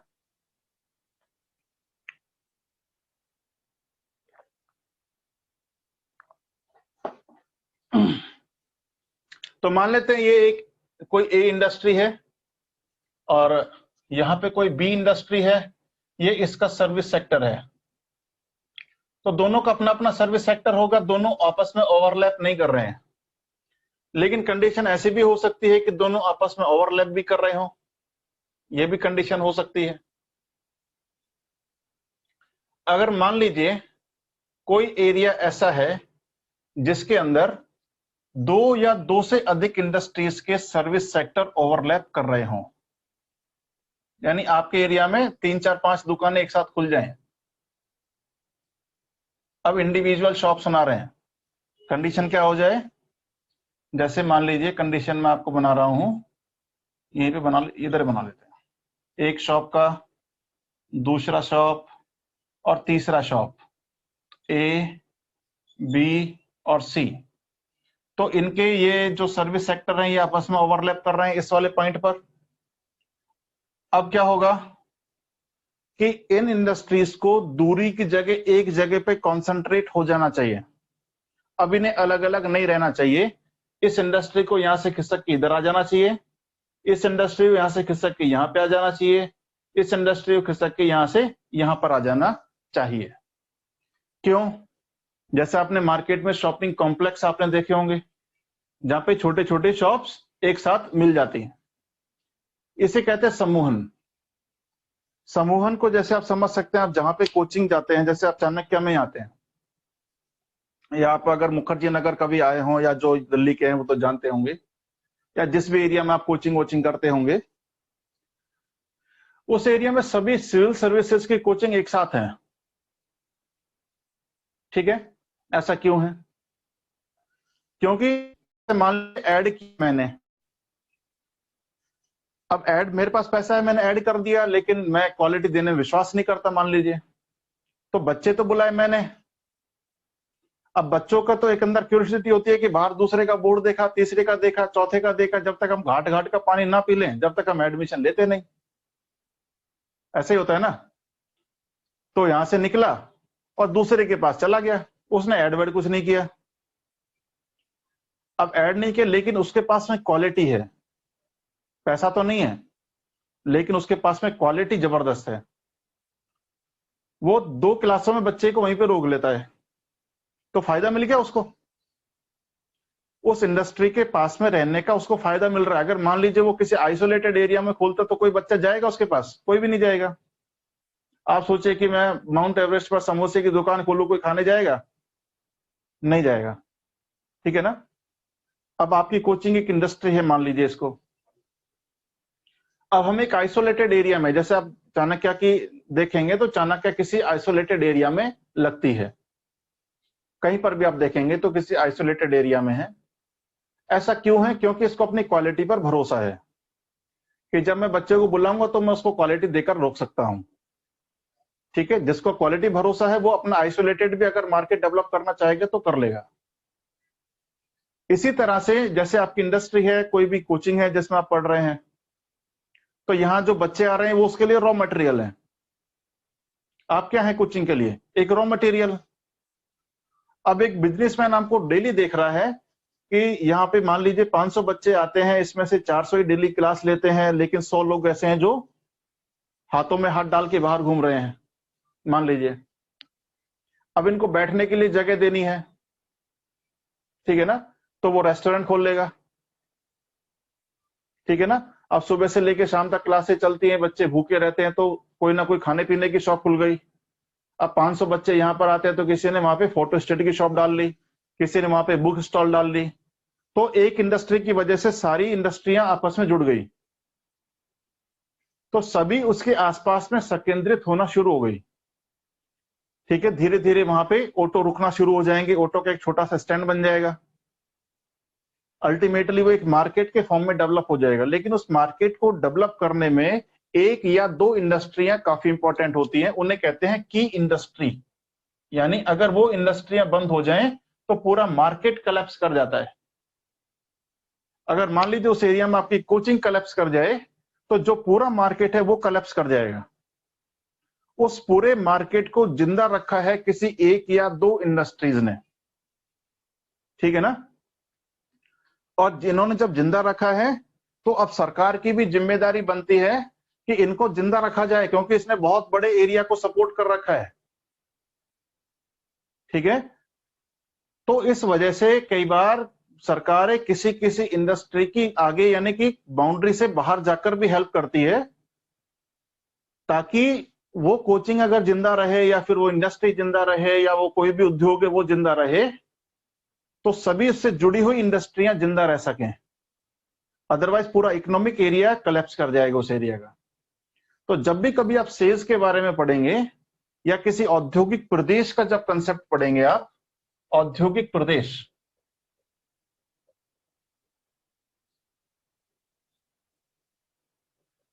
तो इस औद्योगिक प्रदेश में हमेशा एक या दो क्या होंगी, की इंडस्ट्रीज होंगी, जिसकी वजह से सारी इंडस्ट्रीज उसके आसपास लगी होंगी और इसने उस एरिया को डेवलप किया होगा। जब भी आप औद्योगिक प्रदेश को पढ़ेंगे तो आप किसको पकड़ेंगे, सबसे पहले एक या दो मेजर इंडस्ट्री यहाँ पे कौन सी है जिसकी वजह से सारी इंडस्ट्री वहां पे खुली है, ठीक है ना। अगर आप देखो जितना भी सारी औद्योगिक प्रदेश है उनके अंदर सभी इंडस्ट्रियां खुली हैं। अब जिस भी एरिया में जाएंगे आपको सारी चीजें मिल जाती हैं, लेकिन फिर भी उस एरिया में कोई ना कोई एक या दो इंडस्ट्री ऐसी होंगी जो की इंडस्ट्री है उस एरिया की, जिनको जिंदा रखना बहुत जरूरी है ताकि उस एरिया का डेवलपमेंट हो सके। अब यहां पे इंडस्ट्रीज को लगने का फायदा क्या होगा, इनको इलेक्ट्रिसिटी अलग से नहीं लेनी पड़ेगी, सबके लिए एक ही लाइन जाएगी, सबको बेनिफिट मिलेगा, ठीक है। रोड इनको अलग अलग डेवलप नहीं करवाने पड़ेंगे, ठीक है। इनको बहुत सारे एक्सपेंसेस बच जाएंगे, ठीक है। कई बार ऐसा होता है कि बस जैसे मेरी अगर आयरन स्टील का कोई प्लांट है, तो मैंने अगर मान लीजिए आयरन स्टील की शीटें बनाई, तो किसी ने आयरन से कोई और चीज बनाने की कंपनी खोल ली, मान लीजिए कोई ट्रैक्टर बना रहा है, कोई कार बना रहा है, कोई अगर जब कार बना रहा है तो किसी ने उसके इंजन बनाने की खोल ली है, किसी ने टायर बनाने की इंडस्ट्री खोल ली है, किसी ने नट बोल्ट बना रहा है, कोई उसके साइलेंसर बना रहा है, कोई व्हील्स बना रहा है ओनली, तो बहुत सारी इंडस्ट्री खुल जाएंगी, ठीक है। तो ये सभी क्या होती है, समूहन होता है एक इंडस्ट्री से निकला हुआ कच्चा माल, जो सॉरी एक इंडस्ट्री से निकलने वाला फिनिश गुड अगर दूसरे के लिए कच्चा माल बन जाए तो इंडस्ट्री को बहुत हेल्प मिलती है और इंडस्ट्रियां किसी एक प्रदेश में लॉकेट होने लगती हैं। यही कहलाता है उद्योगों का समूहन होना। बात समझ गए आप? लिखिए लिखिए, यदि यदि एक उद्योग से निकलने वाला तैयार माल, एक उद्योग से निकलने वाला तैयार माल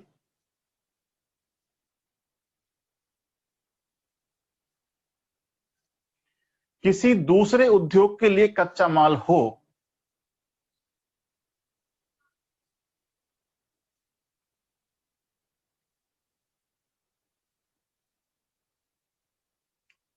तो दूसरे उद्योग के लिए कच्चा माल हो, तो उससे जुड़ी तमाम उद्योग, तो उससे जुड़े तमाम उद्योग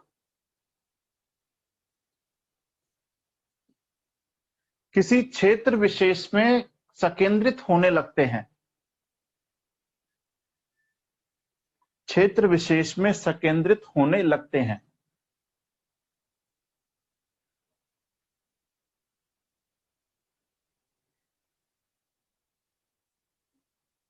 क्षेत्र विशेष में संकेंद्रित होने लगते हैं,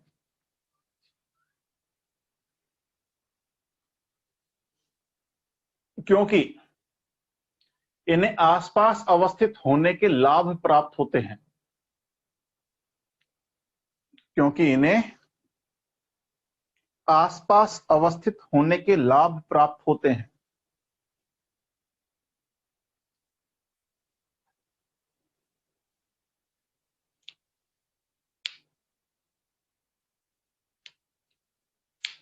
आसपास अवस्थित होने के लाभ प्राप्त होते हैं।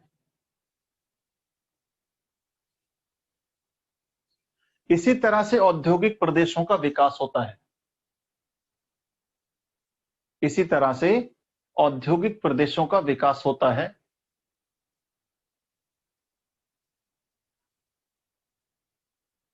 औद्योगिक प्रदेशों का विकास होता है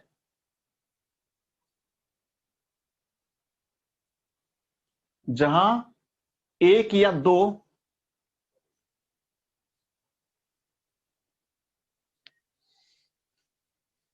मुख्य उद्योग होते हैं।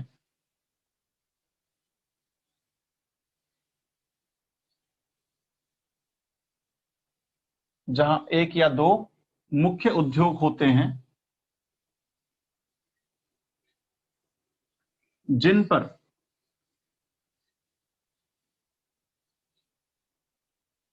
सभी उद्योग जिन पर पूरा औद्योगिक प्रदेश निर्भर करता है। ये करिए, जिन पर पूरा औद्योगिक प्रदेश निर्भर करता है।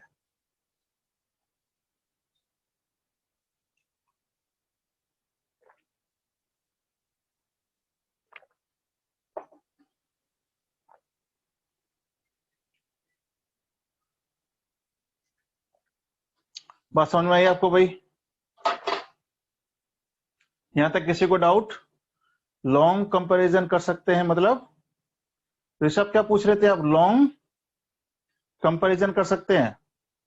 मुझे आपका क्वेश्चन नहीं समझ में आया। चलिए, नंबर 4th, नेक्स्ट हमें किस चीज की रिक्वायरमेंट होगी?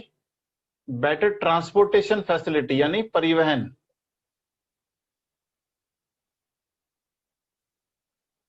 सुविधाएं।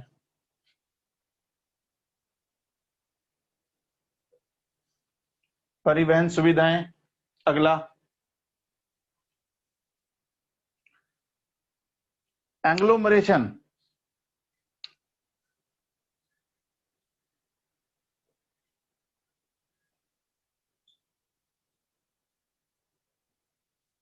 एंग्लोमरेशन,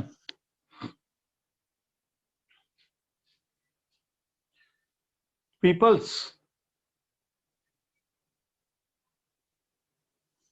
लॉन्ग कंपैरिजन कर सकते हैं पीपल्स।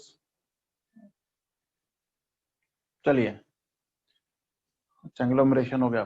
देखो, परिवहन सुविधाएं, इसमें कुछ नहीं करना, बेटर ट्रांसपोर्टेशन चाहिए सभी को।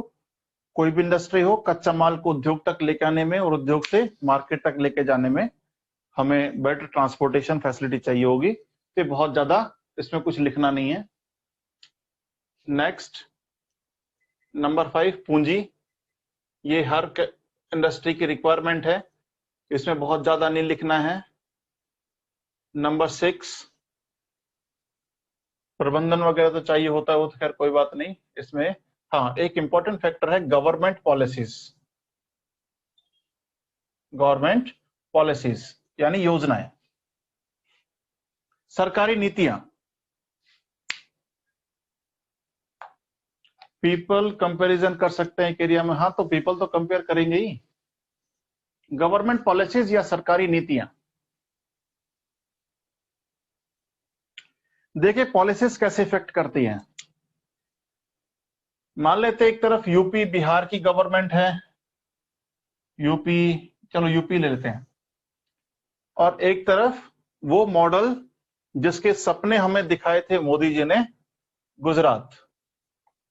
गुजरात मॉडल पूरे इंडिया को लंदन बनाएंगे, है ना? हम तो मोदी जी को लाने वाले हैं। स्लोगन काफी सुना आपने 2014 में। था क्या कि इंडिया के दो डिफरेंट रीजन्स में ये एरियाज हैं। एक तरफ है ये यूपी और एक तरफ है गुजरात। गुजरात एरिया क्या हुआ, पार्टीशन के बाद में कराची जो अपना पोर्ट था, एक इंपॉर्टेंट पोर्ट था, ये कराची चला गया पाकिस्तान में, और मुंबई पोर्ट पर सारा प्रेशर आ गया था व्यापार करने का। ठीक है, व्यापार करने का सारा प्रेशर आ गया, तो उसको हैंडल करने के लिए हमने एक और पोर्ट डेवलप किया जिसका नाम था Kandla port. Clear? Kandla port अपन ने डेवलप कर दिया। अब यहां पे फैसिलिटी वैसी है जैसा मुंबई में है, जो सारी फैसिलिटीज आपको मुंबई देता है वैसी ही फैसिलिटी आपको अब गुजरात भी दे रहा है। अब करा क्या, इस गवर्नमेंट ने कुछ लिबरल पॉलिसीज लॉन्च करी। क्या क्या लॉन्च किया, आप जाएंगे गुजरात में कभी तो यहाँ के लोग बहुत ज्यादा पढ़ने लिखने में विश्वास नहीं करते। यहाँ के लोगों को केवल एक काम चाहिए, बिजनेस। यहाँ 10वीं और 12वीं कर लिया तो उसे समझता उसने बहुत बड़ा तीर मार दिया है। तो गुजरात के लोग ज्यादा पढ़ने लिखने में विश्वास नहीं करते, ठीक है ना। जिसके पास बिजनेस है, पैसा है, उसको करने की जरूरत नहीं है। पढ़ता कौन है, गरीब इंसान और मिडिल वर्ग। जिसके पास पैसा है वो पढ़ेगा ही नहीं।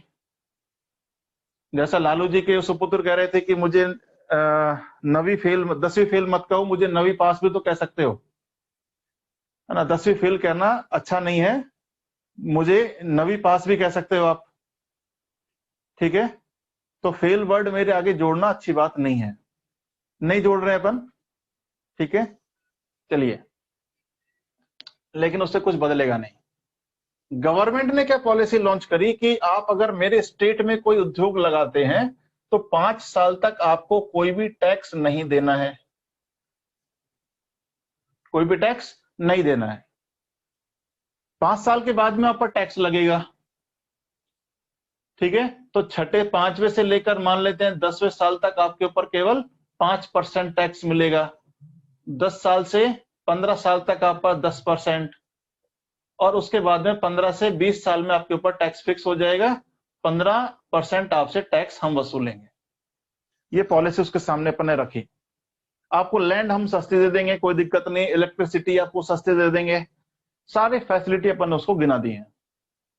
एक तरफ यूपी गवर्नमेंट है, वो कह रही है जिस दिन आप उद्योग लगाओगे आपके ऊपर 15% टैक्स लगेगा, ठीक है। आपको सस्ती जमीन दे देंगे, लेकिन आपको उसके बदले पार्टी फंड में कुछ पैसा देना पड़ेगा। जब जब इलेक्शन आएंगे, चाहे नगर पंचायत के हो, कुछ के भी हो, आपको पार्टी फंड में पैसा भेजना पड़ेगा। सस्ती जमीन हम आपको दे देंगे, कोई दिक्कत नहीं है, ठीक है। इस तरह इसने अपनी पॉलिसीज इसको बताई। तो एक उद्योगपति क्यों यहाँ पे इंडस्ट्री लगाएगा भाई, जिसको टैक्स भी ज्यादा भरना है, जिसको पार्टी फंड में पैसा देना है, ठीक है ना, यानी सरकार को चलाने में पैसा देना है। तो एक उद्योग कहां पे शिफ्ट हो जाएगा, उस एरिया में जाके शिफ्ट होगा जिस एरिया में गवर्नमेंट की पॉलिसीज लिबरल हो, ठीक है। ऊपर से गवर्नमेंट ने ये कहा कि हम तुम्हारे प्रोडक्ट को लॉन्च भी करेंगे, आपके प्रोडक्ट को हम विश्व स्तर पर लॉन्च भी करेंगे, या अपने पूरे इंडिया के लेवल पर भी लॉन्च करेंगे, पूरे वर्ल्ड लेवल पर भी लॉन्च करेंगे। तो हमने उसको फायदे गिनाए, वो हमसे सम्मोहित हो गया। इसलिए आप जानते हैं कि सभी स्टेट के लोग क्या करते हैं, बिजनेस सबमिट करते हैं। कभी एनआरआईज को बुला के करेंगे, कभी प्रवासी सम्मेलन करेंगे, उनसे कहेंगे भाई इन्वेस्ट करो, आपको ये फायदा दे रहे हैं, भाई यहाँ पे इन्वेस्ट करो, ये फायदा दे रहे हैं। तो अपन उसको यहाँ पे इंडस्ट्रियल लगाने के फायदे गिनाते हैं। क्लियर। तो यहां से एक क्वेश्चन आपसे पूछा जाएगा। क्वेश्चन क्या बनेगा, थोड़ा ध्यान से सुनिए। वर्तमान में सूती वस्त्र उद्योग मुंबई से गुजरात की तरफ शिफ्ट हो रहे हैं, आप किन कारणों को जिम्मेदार मानते हैं। वर्तमान में सूती वस्त्र के उद्योग कहां शिफ्ट हो रहे हैं, मुंबई से गुजरात की तरफ शिफ्ट हो रहे हैं, आप किन कारणों को जिम्मेदार मानते हैं, बताएं। क्वेश्चन नोट कर लो। देखिए, वर्तमान में सूती वस्त्र के उद्योग मुंबई से गुजरात की ओर शिफ्ट हो रहे हैं, गुजरात की ओर शिफ्ट हो रहे हैं, आप किन कारणों को जिम्मेदार मानते हैं।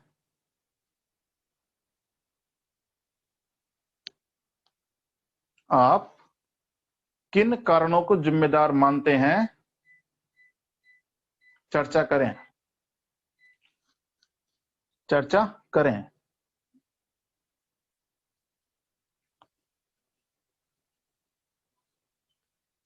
और ध्यान रखिए, अगर क्वेश्चन में लगा है डिस्कस करें या चर्चा करें, तो चर्चा कभी एक अकेला व्यक्ति नहीं कर सकता, ये ध्यान रखिए।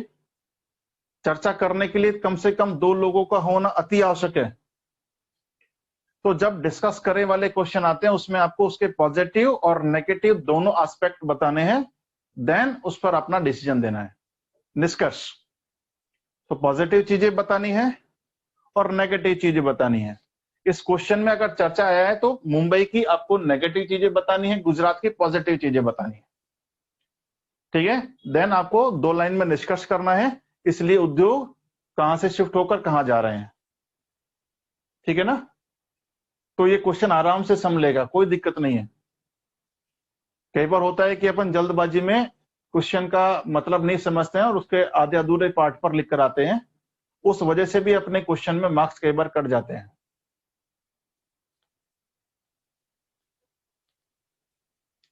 ठीक है, तो इस क्वेश्चन पर अपन डिस्कस करेंगे, लेकिन जब अपन सूती वस्त्रों पर आएंगे तब, ठीक है।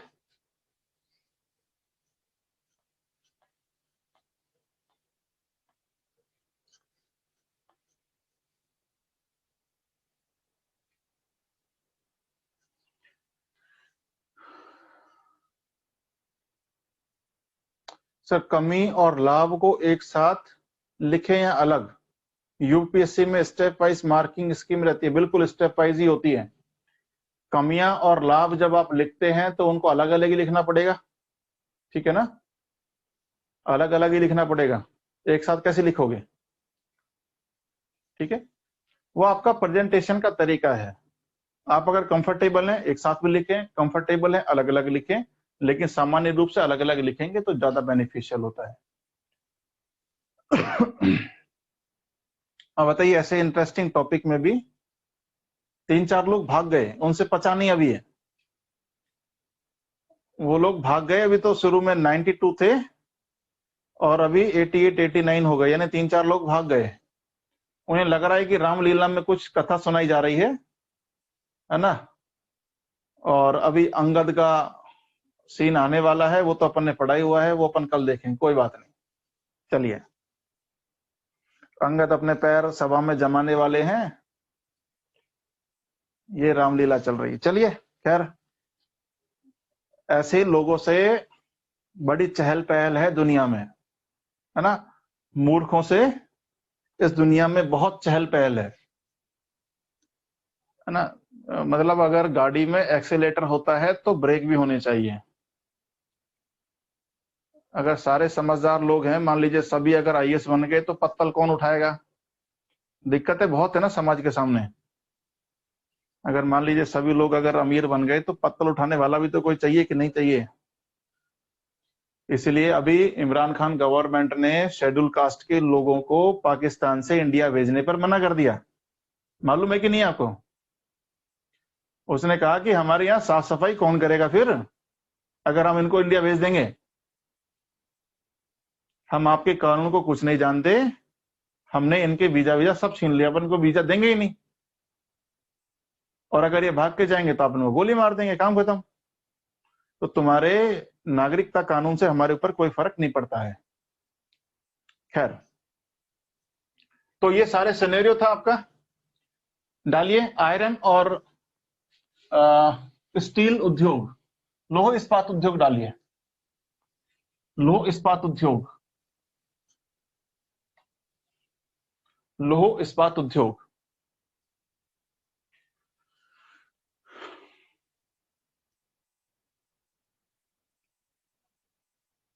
लौह इस्पात उद्योग, देखिए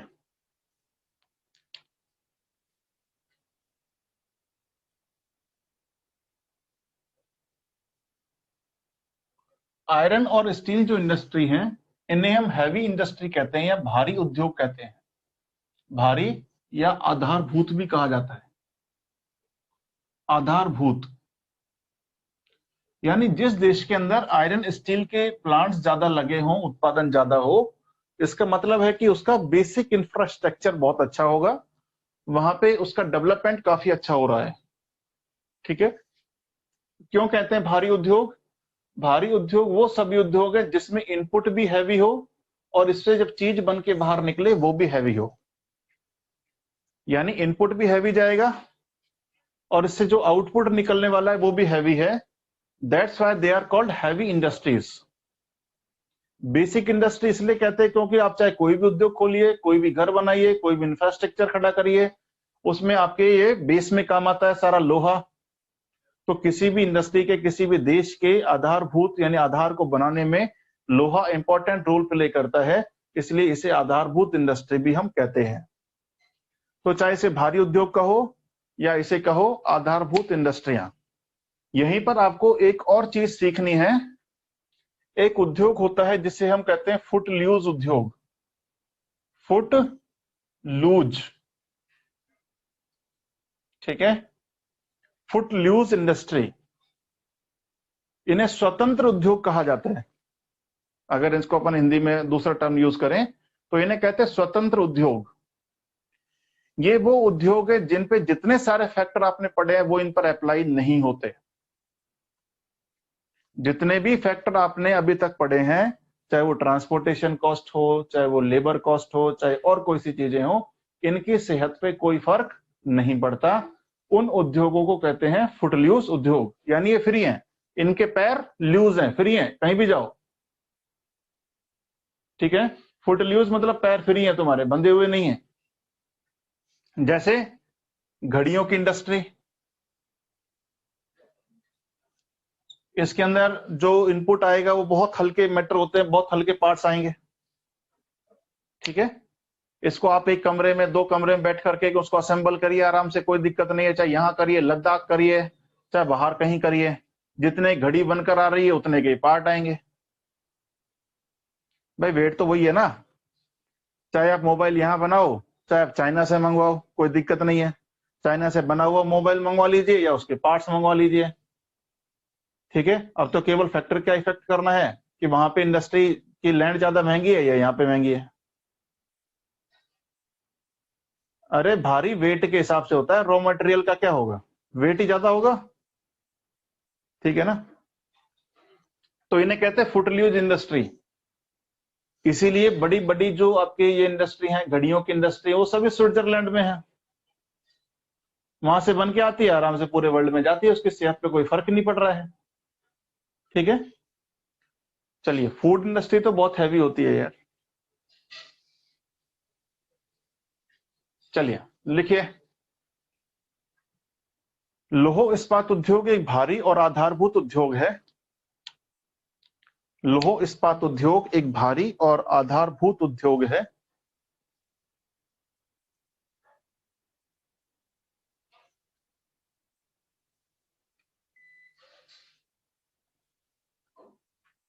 यह किसी राष्ट्र में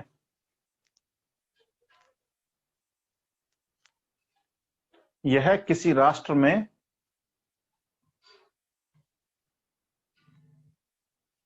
औद्योगिकरण की नींव रखता है। औद्योगिकरण की नींव रखता है।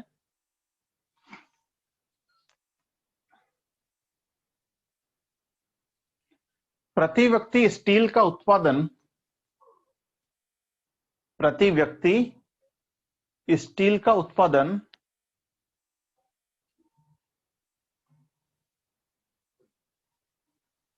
आर्थिक प्रगति का सूचकांक होता है।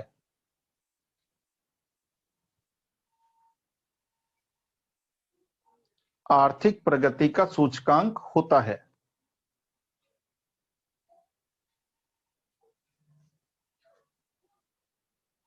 पैराग्राफ चेंज करिए,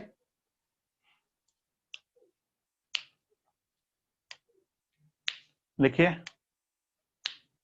यह एक भारी उद्योग है, या ये लिखो भार हराश उद्योग है। भारी तो लिख चुके आप, भार हराश उद्योग है। यह एक भार हराश उद्योग है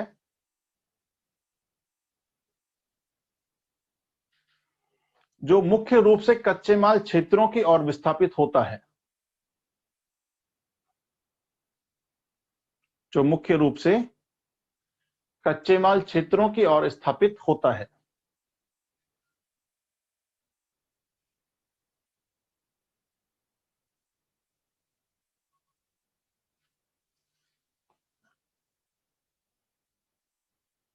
भारत में प्रथम सफल इस्पात उद्योग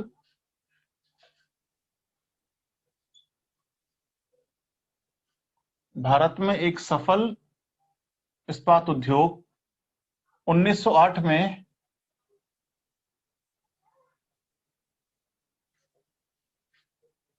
जमशेदजी टाटा ने लगाया।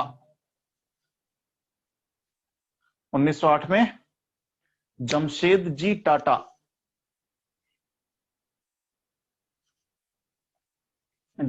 टाटा ने लगाया। ठीक है भाई।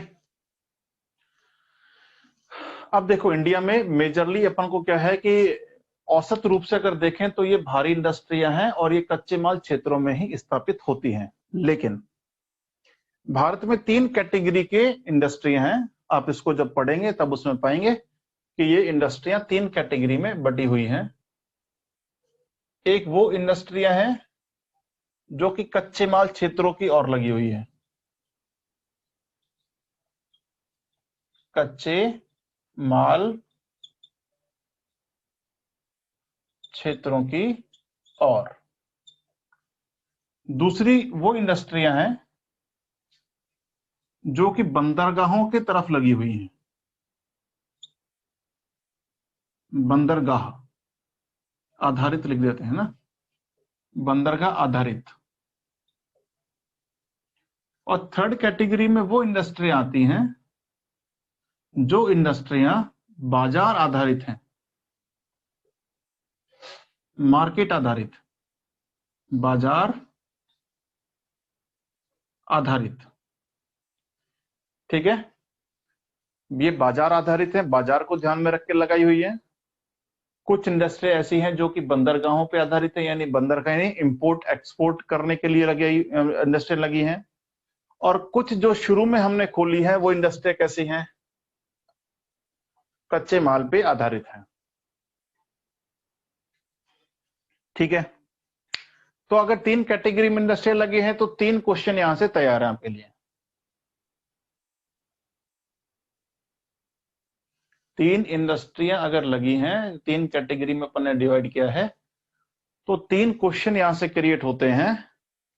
पहला, कच्चे माल क्षेत्रों की ओर क्यों लगी है, या क्या कारण रहा कि भार हरास उद्योग होने के बावजूद भी बंदरगाहों के समीप लगी, या क्या ऐसे कारण हैं कि वर्तमान में जो इंडस्ट्री लग रही हैं वो बाजार आधारित हैं, यानी कच्चे माल क्षेत्रों से बहुत दूर लग रही हैं। फॉर एग्जांपल हरियाणा में जाएंगे तो जिंदल स्टील, हिसार में राठी, ठीक है, राठी स्टील। तो ये जितना भी लगी हैं सब बाजार आधारित लगी हुई है, जो कच्चे माल क्षेत्र से बहुत दूर हैं। अब बताइए, जिंदल स्टील लगी है हिसार में, हिसार के आसपास कहीं पे लोहे का तो नाम ही नहीं निकलता। ठीक है ना, तो फिर भी वहां पे इंडस्ट्री लग रही है और फिर भी सक्सेसफुल है।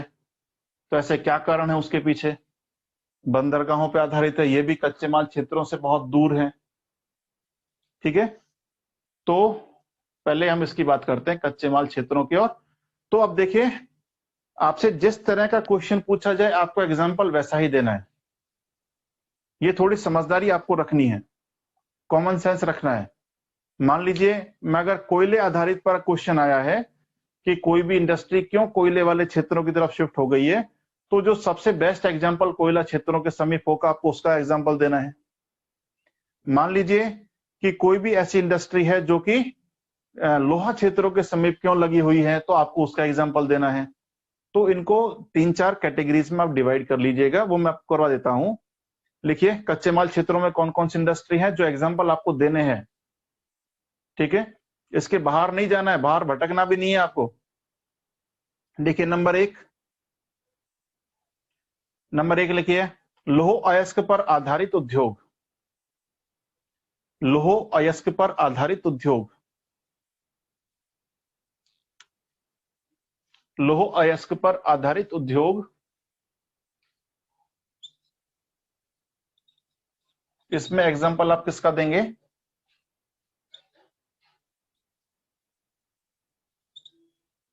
विश्वेश रैया। Iron and steel plant, Visvesvaraya iron and steel plant कहां पे लगा है? ये लगा है विजयनगर, है ना।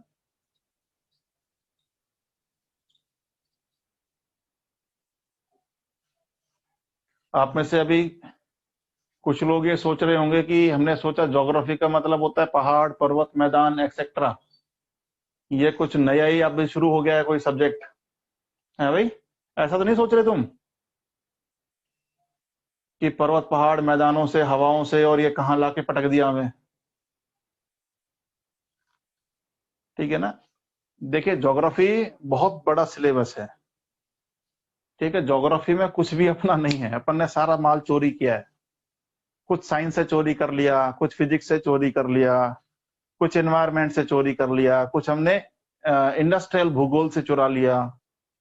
तो चोरी का माल इकट्ठा करके अपन ने एक सब्जेक्ट बनाया जिसका नाम है ज्योग्राफी। और आज ज्योग्राफी रॉक कर रहा है पूरे वर्ल्ड में, क्योंकि हर एरिया के लोग जो किसी भी स्ट्रीम में पढ़े हों, सबके लिए ऑप्शन खुला है, आइए ज्योग्राफी को पढ़िए। आपने जो भी कुछ अभी तक सीखा है वो कुछ ना कुछ आपको इसमें मिल जाएगा। तो आप सभी के लिए ज्योग्राफी कोई भी नया सब्जेक्ट कभी भी नहीं है। तो यानी लोहे इस्क आधारित। और विजयनगर आप जानते हैं कहाँ है? कर्नाटक में है। तो जब आप कभी इसको इंडस्ट्रीज को पढ़ रहे हो तो एक चीज का आप ख्याल हमेशा रखें, एनसीईआरटी को खोलें और उसके अंदर मैप दिया है 12th क्लास में 7th चैप्टर है minerals and energy resources, second book में, 12th क्लास की second book, mineral and energy resources. Note कर लीजिए जहां से आपको मैप देखने हैं। मैप आपको सबसे अच्छे मिलेंगे एनसीईआरटी में। 7th chapter mineral and energy resources, 6 है वाटर रिसोर्सेस, 6 चैप्टर। तो मिनरल एंड एनर्जी रिसोर्सेज आपको देखना है। उसके अंदर मिनरल में आप जाएंगे, लोहा, कोयला, वोयला सारी चीज आपको मिलेंगी। तो उनके मैप देखने आपको, तो वहां मिलेगा विश्वेश्वरैया। बस आपको उसकी लोकेशन देखनी है कहां पर है। जीएस के पेपर में आप एक छोटा सा मैप बना के, अगर मान लीजिए विश्वेश्वरैया आया और आपने केवल एक छोटा सा मैप के अंदर शो कर दिया, तो इससे आपको आधे मार्क्स की लीड मिल जाएगी। पूरा इंडिया का मैप भी नहीं बनाना, केवल एक छोटा सा मैप बनाया और यहाँ पे अपन ने शो कर दिया, बस काम खत्म हो गया। तो जीएस में मार्क्स लेने के लिए कुछ ना कुछ कलाकारियां करनी पड़ेंगी आपको। नंबर नेक्स्ट करिए, कोयला आधारित उद्योग। कोयला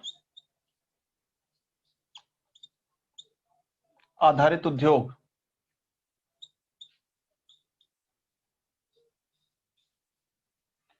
उद्योग का नाम क्या है? इसको IISCO। ये कहां लगा है? दुर्गापुर।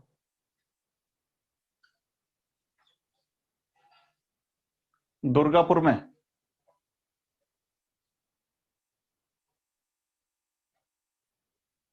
ठीक है भाई।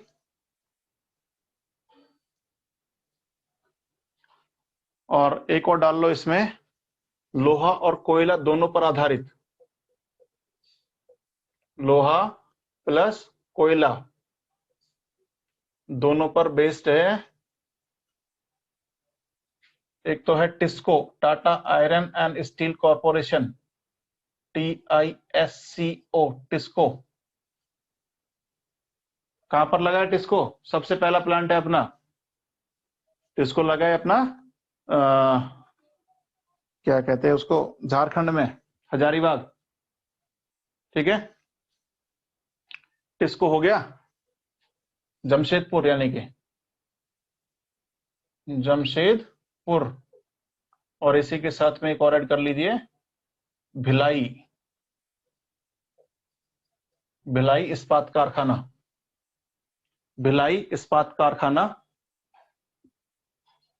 तो जिसका एग्जाम्पल पूछे उसी का एग्जाम्पल अपन को देना है। ठीक है, बहुत ज्यादा उद्योग आपको याद भी नहीं करने हैं, अगर याद करोगे तो आपकी कंडीशन वैसे खराब हो जाएगी। हर एक का एक एक एग्जाम्पल याद करके रखें। बहुत ज्यादा उद्योगों को खाने की कोशिश ना करें कि उद्योगों को आप रात को बुक को घोलें और पी जाएंगे, और अब उद्योग में हमसे ज्यादा कोई कुछ नहीं जानता तो एग्जाम में इतना पूछेगा ही नहीं जितना आप पी लोगे। एग्जाम में केवल पढ़ो उतना ही जितना आपको पढ़ने यानी काम आए। ठीक है, तो आपको एक एक एग्जाम्पल याद रखना है। उद्योग जो भी आए, जिस एग्जाम्पल पर आए, आपको वो एग्जाम्पल वहां पे चिपका देना है। और इन तीनों की लोकेशन याद रखनी है आपको। एक मैं छोटा सा मैप बनाना है और मैप को वहीं पे चिपका देना है। आपका बस उतना सही काम है। 3 चीजें करने के लिए मैंने आपसे कहा है। बुक को जब भी पढ़ें, आप कच्चे माल को याद रखें। कच्चा माल हमें क्या क्या चाहिए, कच्चे माल से दूरी याद रखें कि कौन कौन से एरिया से निकल रहा है, अगर वो भी रख लेंगे तो ज्यादा अच्छी बात है। सेकंड चीज आपको याद रखने के लिए है कौन सा स्टेट नंबर 1 है, कौन सा स्टेट नंबर 2 है। ठीक है, और तीसरा ये याद रखें कौन से उस पर बेस्ड है। 3 चीजें अगर याद रख लेंगे उद्योगों में तो कभी भी आप मात नहीं खाएंगे। 3 में से जहां पर भी आपका कोई भी चीज कमजोर रही, आपका आंसर कमजोर रह जाएगा और आपका मेंस में आंसर में मार्क्स नहीं आएंगे। यह तय बात है। ठीक है ना। चलिए, क्या लिखा आपने? भिलाई कहां पर है? ये भिलाई आपको पड़ेगा, आप जाएंगे वेस्ट बंगाल के बॉर्डर पर। ठीक है ना, झारखंड और वेस्ट बंगाल के बॉर्डर पर।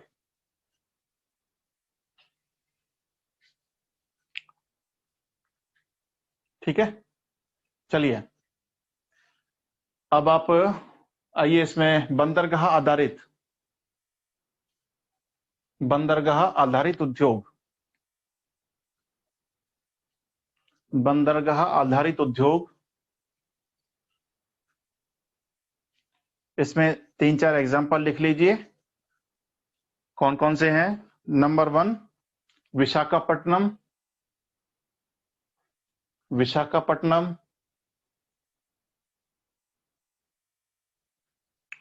कलिंगपट्टनम, उड़ीसा में कलिंगपट्टनम,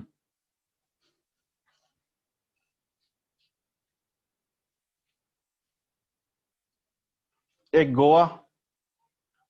गोवा भी याद रखें। बस बहुत इससे काम चल जाएगा आपका। और लास्ट डालें बाजार आधारित उद्योग।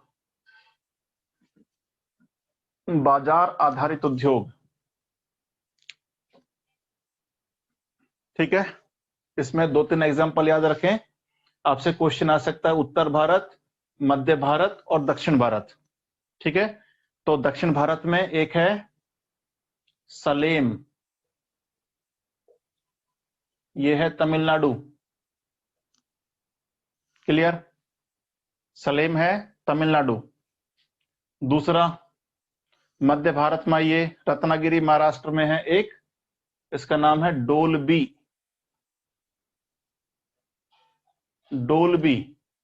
ये है रत्नागिरी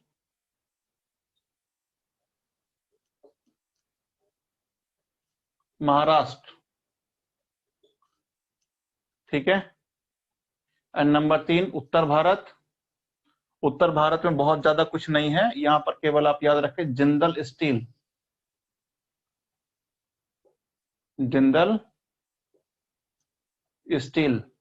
कहां पर है? हिसार, हरियाणा। अगर आप हिसार स्टेशन उतरेंगे और वहां से थोड़ा सा दूर जाएंगे तो आपको ये मिल जाएगा। ठीक है,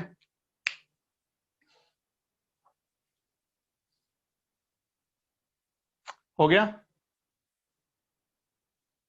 तो आज आपको घर पे बैठ के इनको मैप में तलाश करना है। आज आपके पास में बहुत काम है, अगर आप करेंगे तो। काम क्या है आपके पास में? एक तो आपको कुछ क्वेश्चंस मैंने लिखाए हैं, उनको आप आज बुक में ढूंढने की कोशिश करेंगे। जो मान आपको मैप दिए हैं, ये मैप आप इंडिया के मैप से या तो पढ़ेंगे या फिर आप बुक में से करें, यानी कि लोकेशन आपको फाइंड आउट करनी है। ठीक है ना, लोकेशन आप फाइंड आउट करें और इसको अपने नोट्स में शामिल करें। तो जिंदल वाला एक्सप्लेन करेंगे तो यार अभी तो पहले आने तो दो, पहले पूरा डिटेल में तो पढ़ा ही नहीं अभी अपन ने। तुम्हें हर्ष क्या होता है ना, जो काम बताने के लिए कहें वो काम ना छोड़ के, तुम्हारी आदत अरविंद केजरीवाल से मिलती है ना, कि ये छिपकली है और छिपकली के दो हिस्से कर लिए, और किसी ने एक छिपकली का पूंछ वाला हिस्सा खा लिया, बोला मुझे तो पूंछ वाली खानी थी, मैं तो आगे वाला खाऊंगा ही नहीं। ठीक है, तो तुम्हारी आदत वही है। अभी ये सारी चीजें डिस्कस करेंगे, ठीक है, आप कहो तो खत्म कर लें, है ना, डिस्कस करेंगे मंडे से। लेकिन तब तक आप इतना इतना काम कर लीजिए, जो क्वेश्चंस मैंने दिए हैं उनको आप पढ़िए, बुक से एक बार देखिए और लोकेशन फाइंड आउट कर लीजिए। ठीक है, thank you so much, upon Monday को मिलेंगे, क्योंकि अभी टॉपिक पूरा नहीं हो पाएगा। ठीक है, ओके, थैंक यू।